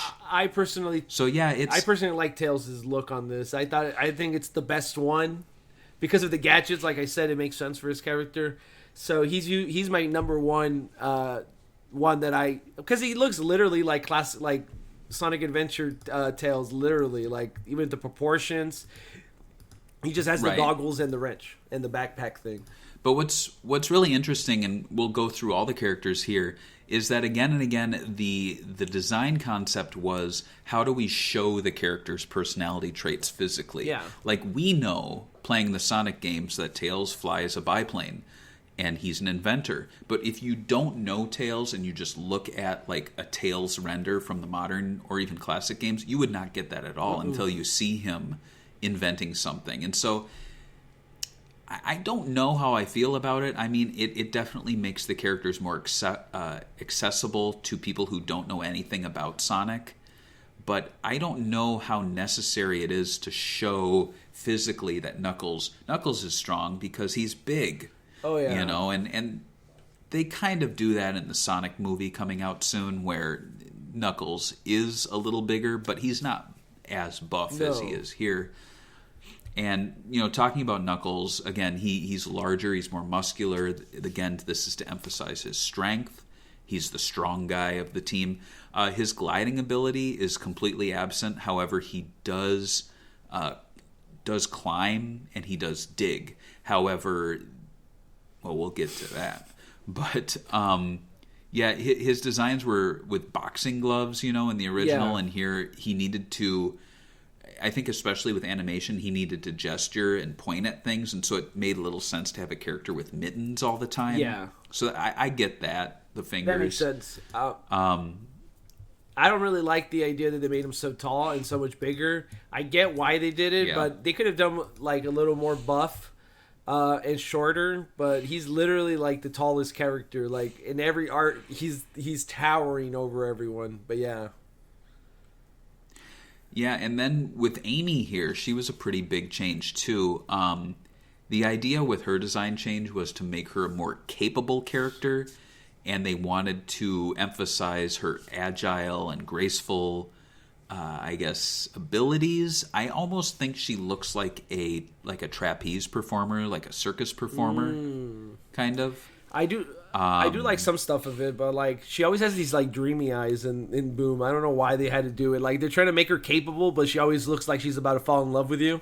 When it should be like, if she's capable, she should have like a determined face or something like that. That's my only issue with it. Yeah. I mean, overall, I think Amy's design, I actually prefer it to her adventure look, which I think the red dress is getting a little old now. Yeah. I'd honestly appreciate if they gave her a redesign. Something more in the modern games. Something more modest, I guess. Like, it's just a weird dress. It's like... It's just a weird design. It almost feels like they were like, this is the graphic limitations of the Dreamcast, so let's go with this. Yeah. Like the tutu is too difficult to render, so let's just give her a basic red and white Santa dress. Pretty much, yeah. And Amy did actually have a scarf for a while, similar to Sonic's, but they removed it. It was going to be a purple scarf. And then, who do we got here next? Now we're going to be talking about, ooh boy, this is a good one. So, Eggman. Eggman is probably the most drastic change of all the characters. They gave him a big barrel chest. Yep. They put him in almost a flight uniform. They went with a very formal military kind of look for him to emphasize his vanity and his concern for his own appearances, which I honestly... Okay, I'll say Boom Eggman is probably my favorite thing of Sonic Boom, and I actually prefer this design to modern Eggman as he is right now. I agree. I really like it too. I really like it. I like the little billowy pants. I just think it's funny to have him so top heavy and yet he can still stand up. Like, I've heard people say, "Oh, he doesn't look like an egg." He is. He's an egg, but upside down. Yeah, and you know? I like the contrast of the yellow, the way it's been pinting with the white stripe. It kind of gives me an old superhero like Captain, what is it, Shazam? You know, like the old classic Shazam. There's this one outfit where he has the same idea with the cape and stuff, with the yellow and red, the way they mix around with it. I like it. And this outfit kind of, they had one where Jim Carrey was wearing like a pilot one, right? Like almost like this with the goggles. Right. Yeah, and I think it's interesting too when you look at this design, it's actually much closer to classic Eggman than modern Eggman is, because it's very basic. It's red. It's got the yellow flap, but instead of being up here by his neck, it's like on his chest there, and he's got the little yellow wrist things, the gray pants. I honestly, if they were like, we're gonna do a multiverse crossover event where modern Eggman's gonna be replaced with Boom Eggman, I'd be happy with it. I actually really like him. What do you think about like an idea like, there was rumors that when they announced Sonic Forces that one of them was gonna be Sonic Boom, the idea behind it, right? That he was going to pop out or whatever, but we actually got Sonic Avatar or whatever that was, where you made your own character. Oh, yeah, but yeah. There was a lot of rumors, like, I would love to have 3 Eggmans. The Silent Eggman, the modern whatever legacy Eggman, and then this one. And this guy is, like, way more talkative, way more joking back and forth. Yeah. That would have been great. You saw that on our Twitter, that image I did of all the Eggman action figures. That kind of blew up. Yeah, I like it. And with Spider-Man No Way Home, people love the villain scenes where they're all, together, working together and against each other. Yeah. I don't have photos of them, but you can just picture them in their head. They're pretty close to their video game counterparts. I put it on the wiki on screen so they could see it. Okay, cool. Yeah. So Shadow and Metal Sonic, they actually are both in the games. They're also both in the TV show, though. As far as Shadow, they don't mention any of his backstory. No. That's what I find really interesting about Sonic Boom in general, is that they don't play up any of Knuckles being the guardian of the Master Emerald, though they do say in one of the cartoon shows episodes that he is the last of his kind. But there's no Master Emerald he's guarding. There's no Angel Island. Just like with Shadow, there's no Maria. There's no Gerald Robotnik. And in the game, he's just standing around, right? Like in this game, he literally is just like looking at Sonic run, and he has his hands crossed over his chest, looking really dark and sinister. Right, he just kind of exists. Yeah. And he is like, I'm the ultimate life form, but there's no reason for his existing. And also a weird little fun fact is, to my knowledge, the Eggman in Sonic Boom is the only Eggman to exist with zero Robotnik anything tied to it. Like there's no localization calls him Robotnik. Nothing in there says, his real name is Robotnik. I mean, the movies, he's Eggman and Robotnik. In the games, he's Eggman and Robotnik. But in this, he's just Eggman. This is the purest Eggman you will ever find. And is Sonic Boom Eggman. What do you think about the idea that, like, even though Shadow was in this Sonic Boom game, people were super excited for his debut in the Sonic TV show? Like, they were pretending that this never happened. Like, this is the first time we're seeing Shadow in Boom. Remember that? Well, actually, yeah, because I have the Fire and Ice game here, and the original releases actually came with a DVD. I have it here, which is DVD includes TV episodes featuring Shadow and Metal Sonic, and it has their debut episodes in a 3-pack or 3-episode DVD here. So it was to them a huge marketable deal to have Shadow and Metal Sonic, and I think the reason is that Sega can be so picky with what they allow these third parties to do that it was a big deal for them to get those characters. Yeah. Also, what do you think about his redesign having like Street Fighter or like Mortal Kombat karate gloves and like that's what it looks like those like Taekwondo boxing gloves, for karate, where they're not really a glove. They're more like, you used to have your fingers on there, right? They're just supposed to stop your knuckles, I guess. I don't know. It's weird. Knuckles. Exactly. You talking about knuckles? Finally, here we have, well, not finally, I guess, we have Lyric. Never heard of him. The Last Ancient. He's the antagonist, at least for the first 2 video games. He is the last of a benevolent race called the Ancients, who went mad with power and turned on his peers to create a world of twisted metal and robots using the power of his people's crystals. And these crystals are basically the Chaos Emeralds of Sonic Boom. He was imprisoned, and then centuries later he was freed and resumed his plans, but was defeated by Sonic the Hedgehog. And Lyric is really... I was going to say, what do you think about his design, like, as a snake? Like, this is the first time we had a snake character in a Sonic game, or has there ever been a snake-type character like this? No, I don't think there has. I think it's interesting that he has, like, these robot appendages. I think it's interesting that despite them doing a fantastic redesign of Eggman, they really made Lyric the main villain, which, again, is why I think the Sonic Boom TV series here is superior, because it puts a lot more emphasis on Eggman instead of Lyric. Agreed. Now, the idea behind Lyric was that it was a main villain involved. They looked at many creatures. They looked at an owl. They looked like a robotic owl, but they decided that the snake design really fit. He parallels like the Garden of Eden, where the evil snake is there telling Adam, and Eve to eat apples or something. So it's an interesting design, but not a very interesting character, in my opinion. Yeah, it kind of looks like a Disney villain, like Jafar mixed with a snake in a robot suit. Absolutely, yeah, and the concept of the Ancients, again, that goes way back to the Sonic Origins pitch. And the Ancients were a group that appears in Sonic Boom. They were a long-lost, highly advanced race and civilization who devoted themselves to peacefully controlling the world's resources, but they were betrayed by Lyric. And over the following centuries, the Ancients would go nearly extinct, with the exception of Lyric, and in modern times, much of what remains of the Ancients include their ruins and abandoned creatures that lie scattered around the world. So, I don't know, it's kind of like a Breath of the Wild sort of situation, but you can see that in the Sonic Boom Rise of Lyric game, and kind of in the TV series, where it seems like there's a history to the world they live in that's largely been forgotten. The Ancients, though, were basically different animal creatures wearing hoods.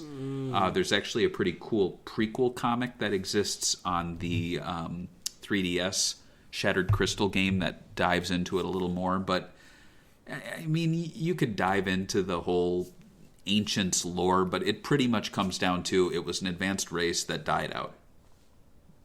That's pretty much it. Yeah, I was going to say, there's nothing more than that. No, and again, talking about the Sonic movie, that's pretty much what they've been building off of now with owls here. Again, an owl, but it's Longclaw, and there's the Echidna race. So it's always been something that's existing in Sonic. I don't know how well they executed it. I don't think the TV series cared all that much about it, because they really dropped the whole concept. And Lyric was never in the TV show. Someone who was in the TV show, though, is Styx the Badger. Ooh. And, she is a wacky jungle badger. She is the only descendant of Jebediah Badger. Oh, yes. The legendary. The legendary. Yeah. And she's basically like a wilderness wild girl who grew up in the woods. And she's like the new friend to all of them. Interestingly enough, so, the background information on Styx doesn't come from Big Red Button, obviously. They didn't create her. It was really, Bill Freiberger, who worked on the Sonic Boom show, said the impetus for creating Styx was to deliver his message and represent his point of view and belief system. I don't know. So conspiracy theories? I guess. Isn't that what she was? So he says... Well, the reason why Styx will say something absurd only to be proven correct in the end In Freiberger's opinion, Styx brings a healthy dose of cynicism to the series to counter the heroism of her friend. So I think what Bill was trying to say is Styx is kind of his voice and kind of like the outsider's voice going in there and like questioning the ridiculousness of Sonic and his friends and Eggman, and really kind of to break the fourth wall. And speaking of breaking the fourth wall, so there was a comic series, the first 7 issues I have here, and then they did a crossover with Mega Man called Worlds Unite, which was their second crossover. 3 issues actually were devoted in the Sonic Boom one to the crossover, and Styx was the only character to go into the basically video game world and meet Mega Man and stuff. And when she came back, people were like, Styx is crazy. We don't believe her. She's such a good character. Which is actually really funny. But it's funny because Boom Sonic never met Archie Sonic. He never went into the crossover. So people were kind of disappointed by that. But you know what? I actually kind of do like Styx to being kind of like the fourth wall breaking, crazy, kind of like Harley Quinn type character that's like outdoorsy. Like there's something weird about like Harley Quinn where she has that abusive relationship where you're like, I don't really want my daughter to be watching this. But there's something funny about how she breaks the fourth wall the same way too. So Styx seems like a really good character like that. It's very silly, you know. So I like. And it's interesting because Styx was created by the TV series, so she doesn't have a gameplay. I guess like you think of Big the Cat. Why was Big the Cat created? They wanted to do a fishing mini game.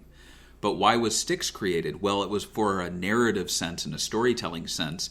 And then Sanzaro Games was really the people who were like, well, let's put Styx in the game.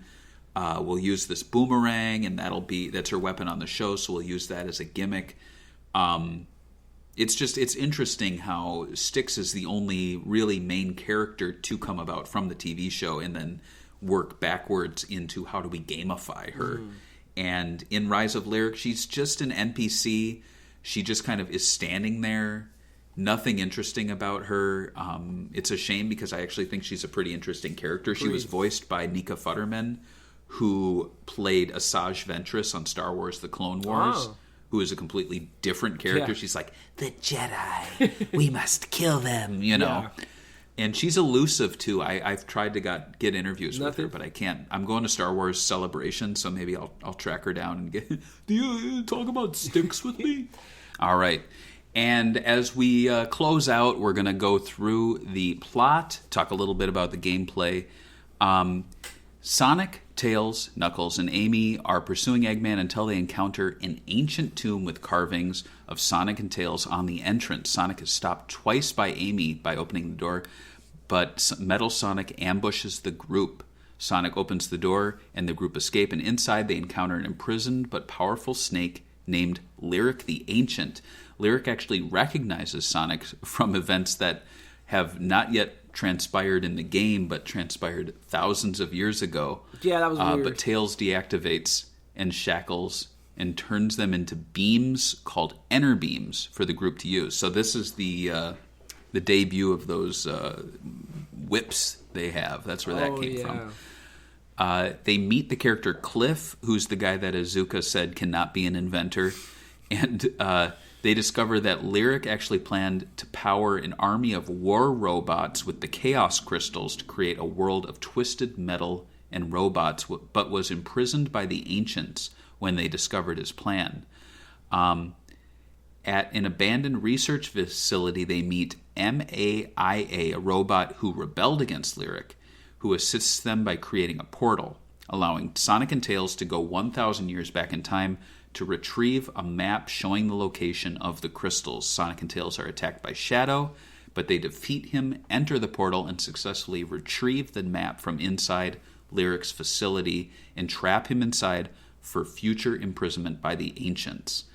Lyric, it's kind of confusing. Lyric reluctantly forms an alliance with Eggman, but after no success, Lyric turns on Eggman by programming Metal Sonic against him. So Lyric has this ability, just like the Zeddy in Sonic Lost World, to control machines. Just to control them magically, I guess. Yeah. The group defeat Metal and Eggman and retrieve the final Chaos Crystal, but they are surrounded by Lyric and eventually give the crystals up. Then Sonic is buried under rubble and I guess presumed dead, but then they rescue him. And as he's recovering, the group set out to Lyric's lair to stop him. And I think this is where the airplane sequence would have taken place, but they just kind of appear there.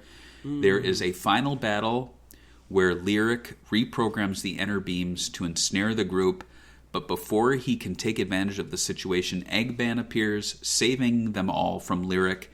They get the crystals, they destroy Lyric, and then after the credits, Eggman recovers the device that Lyric was using to remotely control whatever technology and uses it to revive Metal Sonic, and he puts it on his wrist. And that's what he has throughout the rest of the series, basically. So, yeah, that's the plot. Yeah. As someone who's read all the comics, seen some of the show, and played the 3DS games, coming out of it, really, Rise of Lyric as an origin story and as like a prequel, the only thing it really develops that sticks through the rest of the series are the inner beams and the thing Eggman has on his wrist. However, Eggman's little wrist thingy is never really utilized in any of the other materials. It's just kind of like used as a communication device. Stuff like that. So, I mean, Lyric never came back. The idea behind time traveling definitely didn't come back. So Lyric came back in Shattered Crystal, but he is not a boss, really, and he kidnaps Amy, but they don't recognize him, so it's almost like Sanzaru didn't really know what Big Red Button were up to with Lyric, basically. And what's your idea on the name Lyric? Like a song lyric? Okay. I will say that he's basically just a new version of Eggman in a way, since he controls robots. He's trying to like do this ancient robot race. Also, like 1,000 years, you'd think that technology would get a lot better, but I guess not. Right. Just kind of a weird story that, in my opinion, has almost nothing to do with the Boom universe or the tone of the universe. Like, there's no serious adventure vibes in Sonic Boom. No, Lyric's not funny at all. There's nothing humorous about him. He's just like your typical angry, evil villain. There's nothing memorable about him outside of maybe his design. We've been talking about, we've known of Rise of Lyric since 2014, but when you really look at the title, it's a weird title, like Rise of Lyric. If you don't know Lyric's a name, you're like a song? Is this like a music game? And then Rise of Lyric, well, he's defeated and he never comes back for the rest of the series. So it's almost like the rise and defeat of Lyric. Whereas you take Shattered Crystal, that's a good title. Fire and Ice, that's a good title. But it's kind of like it's a weird name, weird title. It's like Avengers, the Age of Ultron, but it was like a weekend. So it's like that doesn't really fit there, The same thing with Rise of Lyric here. Like, I also don't think that like the robot designs I didn't really like. They never brought those back in the game. One of the things I really did like about the cartoon show was that they had more of the villagers. Like, they had their own designs that were really unique. Like, they had their own animals just running around. They didn't really utilize that here. Could have been more of that. So there's obviously a big disconnect. You're right. The enemy designs are largely these ancient robots, and it really sticks to this like Mike Wazowski, like one big eye aesthetic. Whereas in the comics and in the cartoons, Eggman has his own robots, but they don't appear in the games. However, the robots in Rise of Lyric also appear in Shattered Crystal, but I don't think they appear in Fire and Ice, to my knowledge. It's like different designs, but it's not a memorable plot. I almost feel like I'm talking about Sonic 06, which is also a really confusing plot where you're like, Sonic actually died at the beginning, and then he went back in time, and then they did this, and then this, and that, and you're just like, what? What? Yeah, exactly. It's like these are kids supposed to be playing these games, or what's going on here? Like, obviously, that's the weird part about it. I think that the tone is what made the game, like, it could have probably worked having a snake villain, but you have to make him funny to be like Sonic Boom. Right, That's my only... and I'd say the most memorable part of the story are more like the funny character moments, which were added later when the TV show became the kind of like the main focus. I was playing Shattered Crystal the other day, and there was a funny moment where it was like, Knuckles goes, "Let me punch this." You know, they don't call me Knuckles for nothing. And then Tails is like, "But wouldn't a better name be Smashles?" And he's like, "Oh, you're right. My name should be Smashles."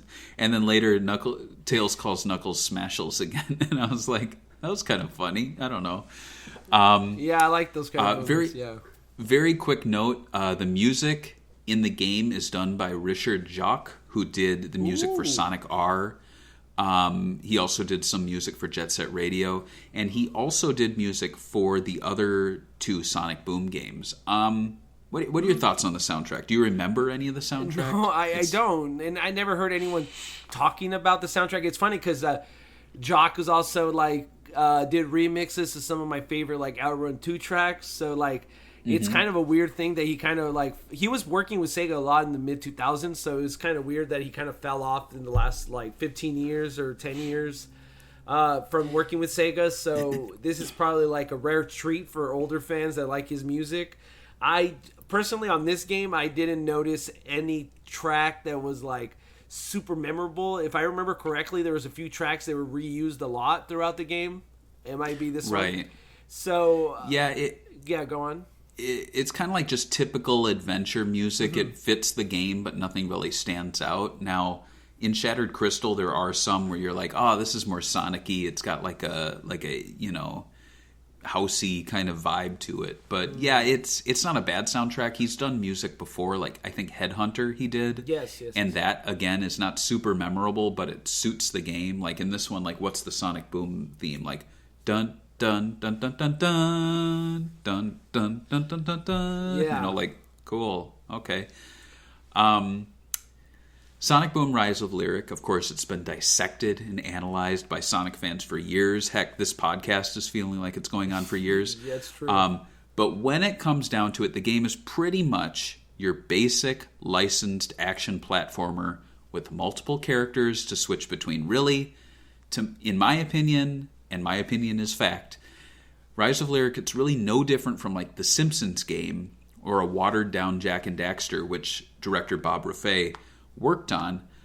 Compared to Sonic games, Rise of Lyric emphasizes exploration and combat, giving each character their own unique moves and skills to navigate stages. However, these skills almost always work in only certain situations using clearly marked objects. So like Knuckles can't climb or dig just anywhere, Tails can't fly anywhere. As an example there. Each character has an enter beam, which is a whip-like weapon, which allows them to grab onto things and hang from rails. I mean, what's your take on the gameplay? Am I wrong here? Like, it's just... people are looking too much into it, I think. Personally, I thought it was cool to have like a more this is more like a Banjo-Kazooie type platformer, or like a like you said, Jak and Daxter, where like it's more Americanized in gameplay and the idea behind it, where it's just like, I actually kind of like the idea they were going behind, because like you said, we already have a modern Sonic game. This is a totally side thing. You don't have to play it. So letting them do their own thing, I would have been okay with, even if it is more like climbing and basically being a Jak and Daxter kind of game, because Sonic is very unique compared to those games. Like, Sonic is about going fast, and it's okay if they didn't go fast in this game, but a lot of people didn't like that. It's interesting, because like old school fans wanted it to be sort of like a fast game again. But to me, it's like, I already played that, though. Like, it's okay to be different, in my opinion. But I don't know. What do you think? I just think that people are looking too much into it. Like, when they look at Sonic Boom Rise of Lyric, they're like, oh, this is totally... So basically what I think the developer was doing was they were looking at Sonic Adventure, expanding on that. It really feels like Sonic Heroes. And I'm like, no, you are looking at all of these very basic licensed platformer things that just happen to also exist in Sonic games. Yeah. And whereas, and we had an interview with Sanzaro Games, when we talked to them, and I was very impressed with what they were telling us, because I was like, well, what games did you look to for inspiration? And without even giving him like a hint, he was like, oh, Tails Adventures for the Game Gear and Knuckles Chaotix. And I was like, yeah, I absolutely got that from the game. Now, Tails Adventures and Knuckles Chaotix are not the greatest top-tier Sonic games, but I at least have to give Sanzaro Games credit for taking elements that existed within the Sonic and expanding on them and making it their own game. Whereas here, I never got the sense that Big Red Button were saying, what makes Sonic work? What makes Sonic unique? Let's make it into our action-adventure game. Like, case in point, Sonic's, like, I guess you call it like his pinball physics or his rolling ball physics do not exist here. There's no momentum-based platforming. Sonic can roll into a ball, but only at specific places that can really benefit him from shooting upward. But it's just like, there is no Sonic physics involved. It's just a combat-based platformer.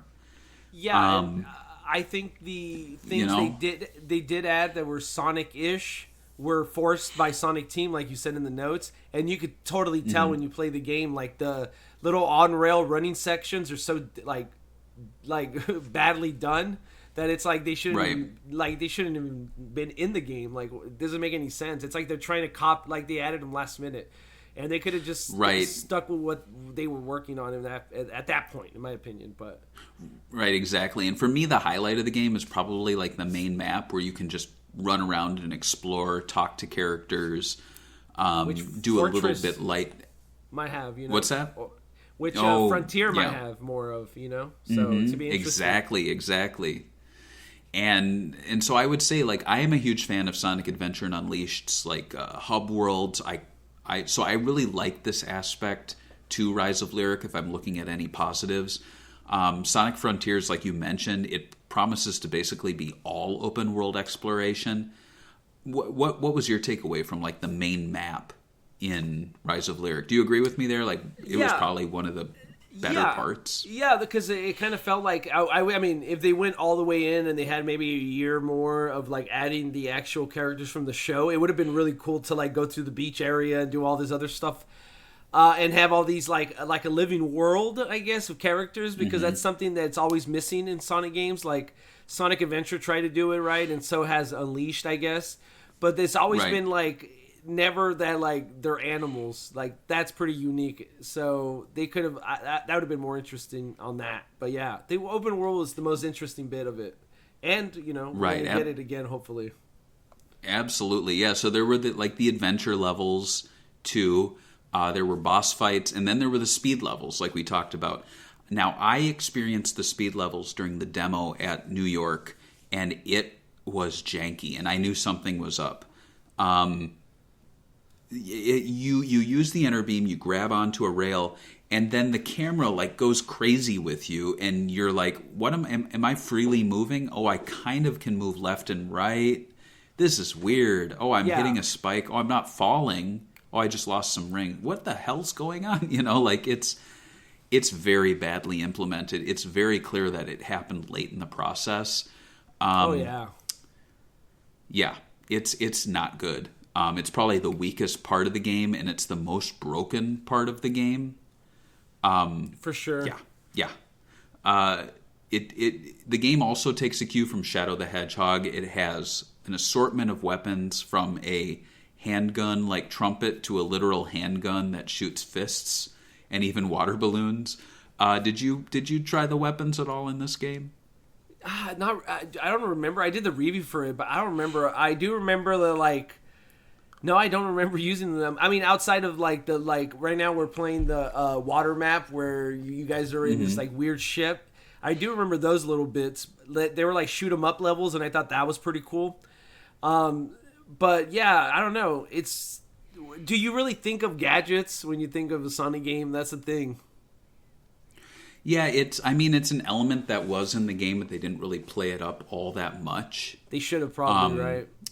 Right, exactly. And I mean, talking about my review of Shattered Crystal, when I kicked it off, I talked about a lot of this stuff that we're covering I talked about the Simpsons game really coming to mind here.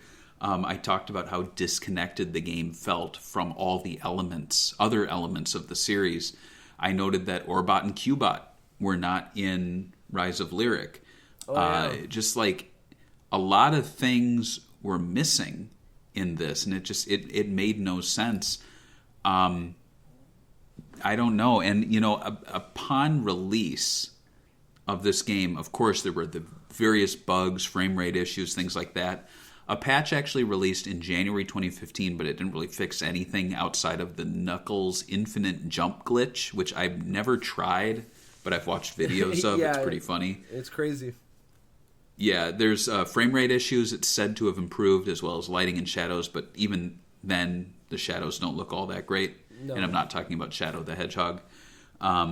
Rise of Lyric infamously did not send review copies in advance, and SEGA and Big Red Button canceled a podcast which we planned to record the week of release. Oh yeah, we did have that. Actually, it was basically going to be on a Friday. The game came out on a Tuesday, and then that Wednesday, Sega was like, "Hey, Bob can't make it," and I'm like, "Are we rescheduling?" "Oh, he just can't make the podcast," and it was like, "Are we rescheduling? Like, what's going on here?" It was the only time we ever had a canceled interview, too. Like, after Sega tells you, you're going to do an interview at this time, they usually come through, but not with Big Red Button. No. And as I mentioned, like, review copies didn't come in advance. I think you received it probably on release. I received Shattered Crystal. So back in the day, Sega would send them in the mail. Like physical copies. Which seems really funny nowadays, like with digital copies being the norm for reviews. But you received a sheet of paper, right? That came with your review copy. Yeah. You want to talk a little bit about that? I mean, it just gives you the introduction to it, which is the story, some of the highlights. Diverse character swapping is something they put on here in the review sheets. Just telling you about the characters you could do, the exploration combat. It's very like what you play in the game. I've never gotten one of these, and I've done a lot of reviews before I did Sonic Boom, Rise of Lyric, so I'm assuming they really were trying to aim for like a child, like mom bloggers, like you said, because like I never got one of these. It even has pictures on how do you use the Wii screen, the Wii U screen, the second controller, and how you use the map on it. So it's kind of weird. Yeah, I still have it. I found it the other day. I was like, I'll bring it up, but yeah. And it was also the same day that it came out. They sent the review copies, like you said. Yeah, it was so silly. You're like, oh, okay, cool. Well, everyone knows the game is crummy, but now I get to review it. Cool. Yeah. And critics, they blasted the game for the various bugs and frame rate issues on release. The one positive was a better than average local multiplayer mode, which is an aspect that hardly anyone talks about, but it was the one thing I remember trying when I got my copy and I brought it over to a friend's house and we played it, and I was like, oh, this is actually like good. This is fun. Which is interesting because this game, way back in the original development, like we talked about, was a multiplayer party game. So it's really interesting that the multiplayer party aspect was pretty much what made it kind of playable. I have to wonder, though, if they outsourced some of the work for that, as is sometimes the case with multiplayer modes. Probably did. So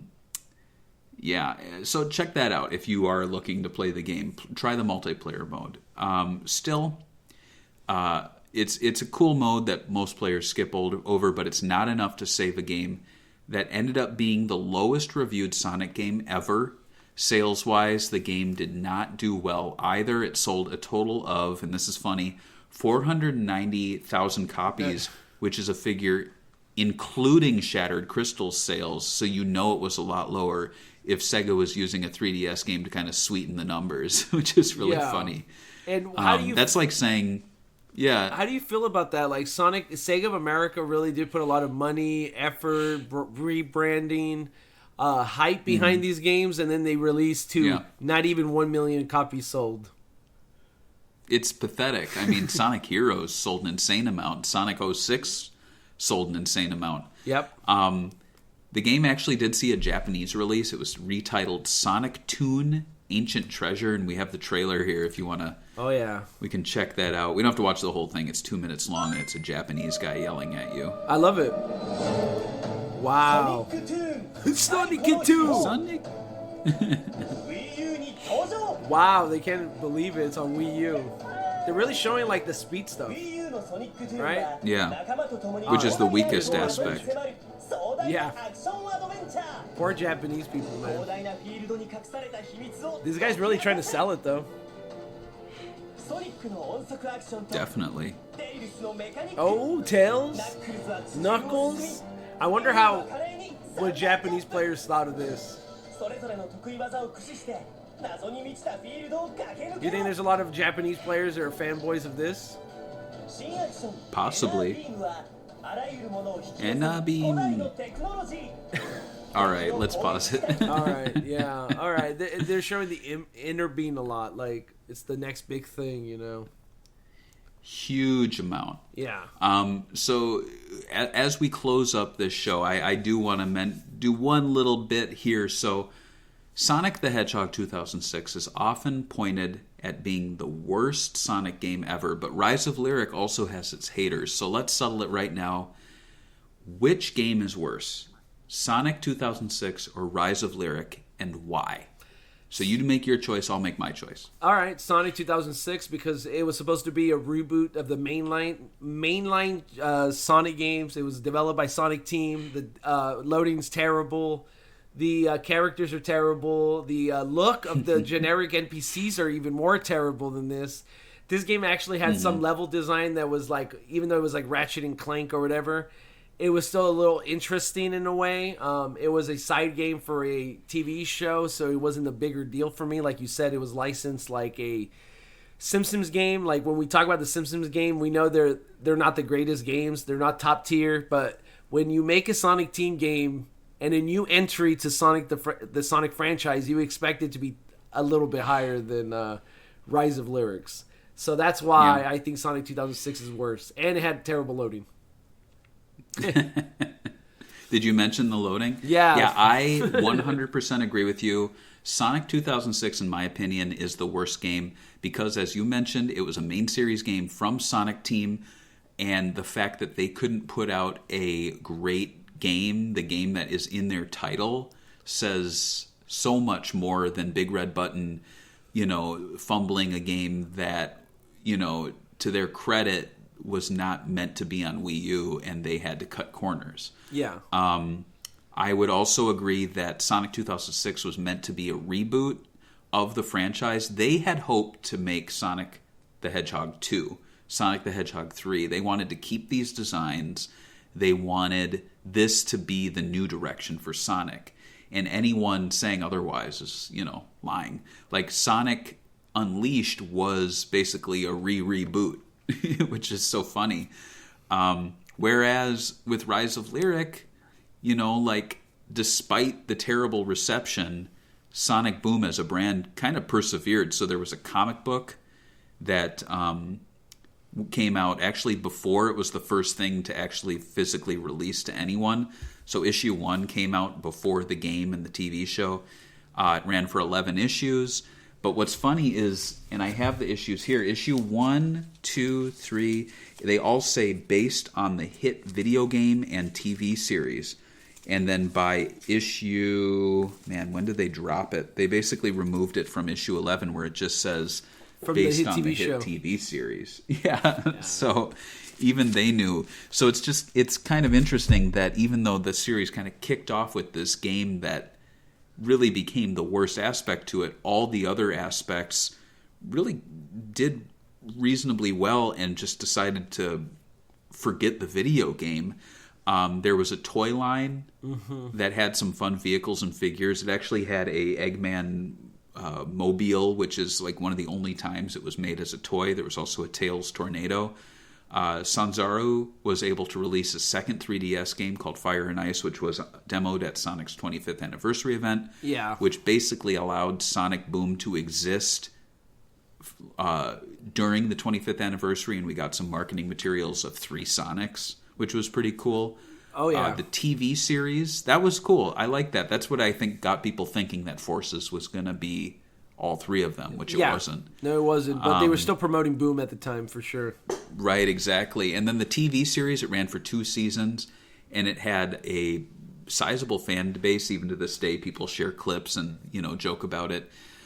We didn't talk about the voice actors at all, but the voice actors were largely carried over from the games. I even think Colleen, who voiced Tails in this, probably had the biggest career after this, just because she's in the movies next to Jim Carrey. Oh yeah, and James Marsden on the titles up there. Yeah, that's cool. And I also think Sonic Boom really did a lot to allow the Sonic voice actors to kind of love the series a little more, because if you're thinking as a voice actor job, like you come in, you do a game, you leave, and it's just like a day or a week's worth of work. Whereas here, they really got to know the characters. They got to perform with the other actors, behind microphone. And who knows, like if Sonic Boom didn't happen, we might have had some voice actors leave the franchise because they just don't really have an interest in,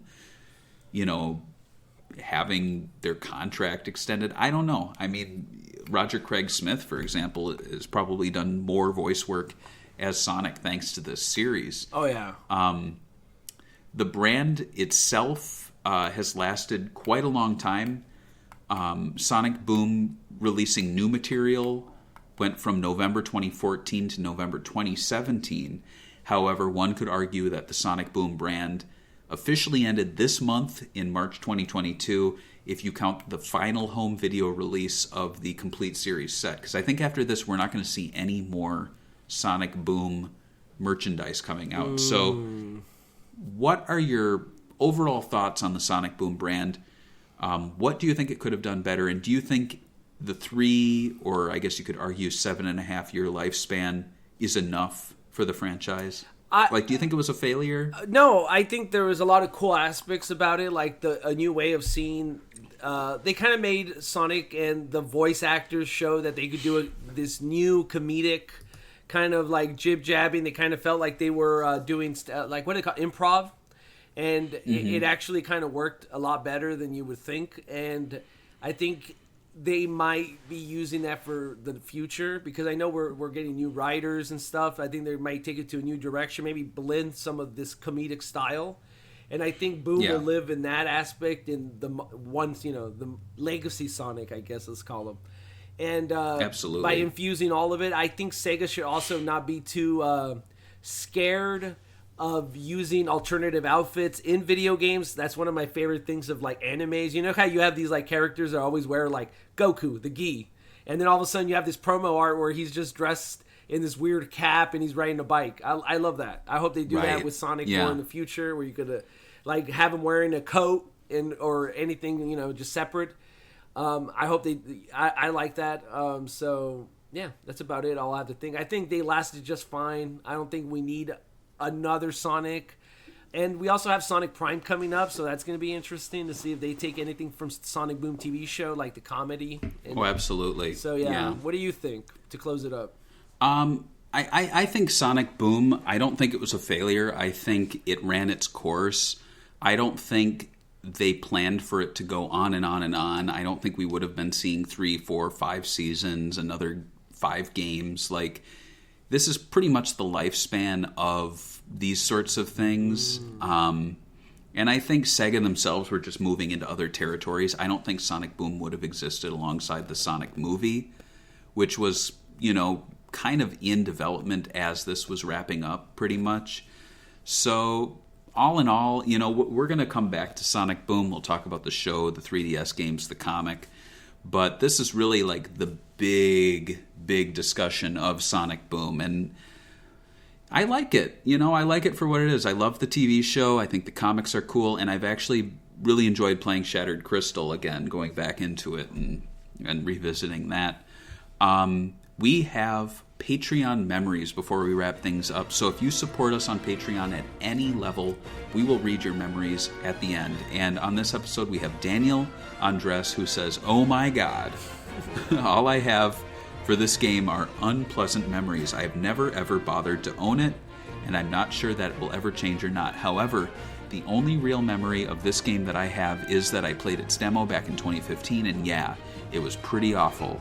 Alas, like many pieces of art that don't come through as intended, I do feel bad for Sonic Boom as a franchise in general. It was never 100% my thing, but it's still a pretty big bummer that it's just gone now and that it ended the way it did. Oh well, rest in peace, Sonic Boom, aka Sonic Synergy. Wow. And then we have, yeah, he seems down. I was so happy. Look at this.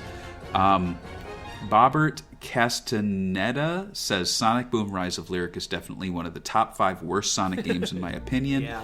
It may not be as broken as Sonic 06, but Sonic Boom is just boring and repetitive gameplay and big empty areas to explore. At least I had some fun with 06, even if I was laughing at it most of the time. So, divisive to say the least. What should we do with this? Should we throw it across the room, or should we place it gracefully on the shelf and move on to our next episode of Sega Talk? We're gonna throw it away, but we'll move on to the next episode of Sega Talk. I'll put it safely in the trash, in the garbage. There we go. Thank you guys for watching. Catch you guys next time when we talk about Sonic 3 and Knuckles, a double expanded episode with an add-on. Bye. Bye.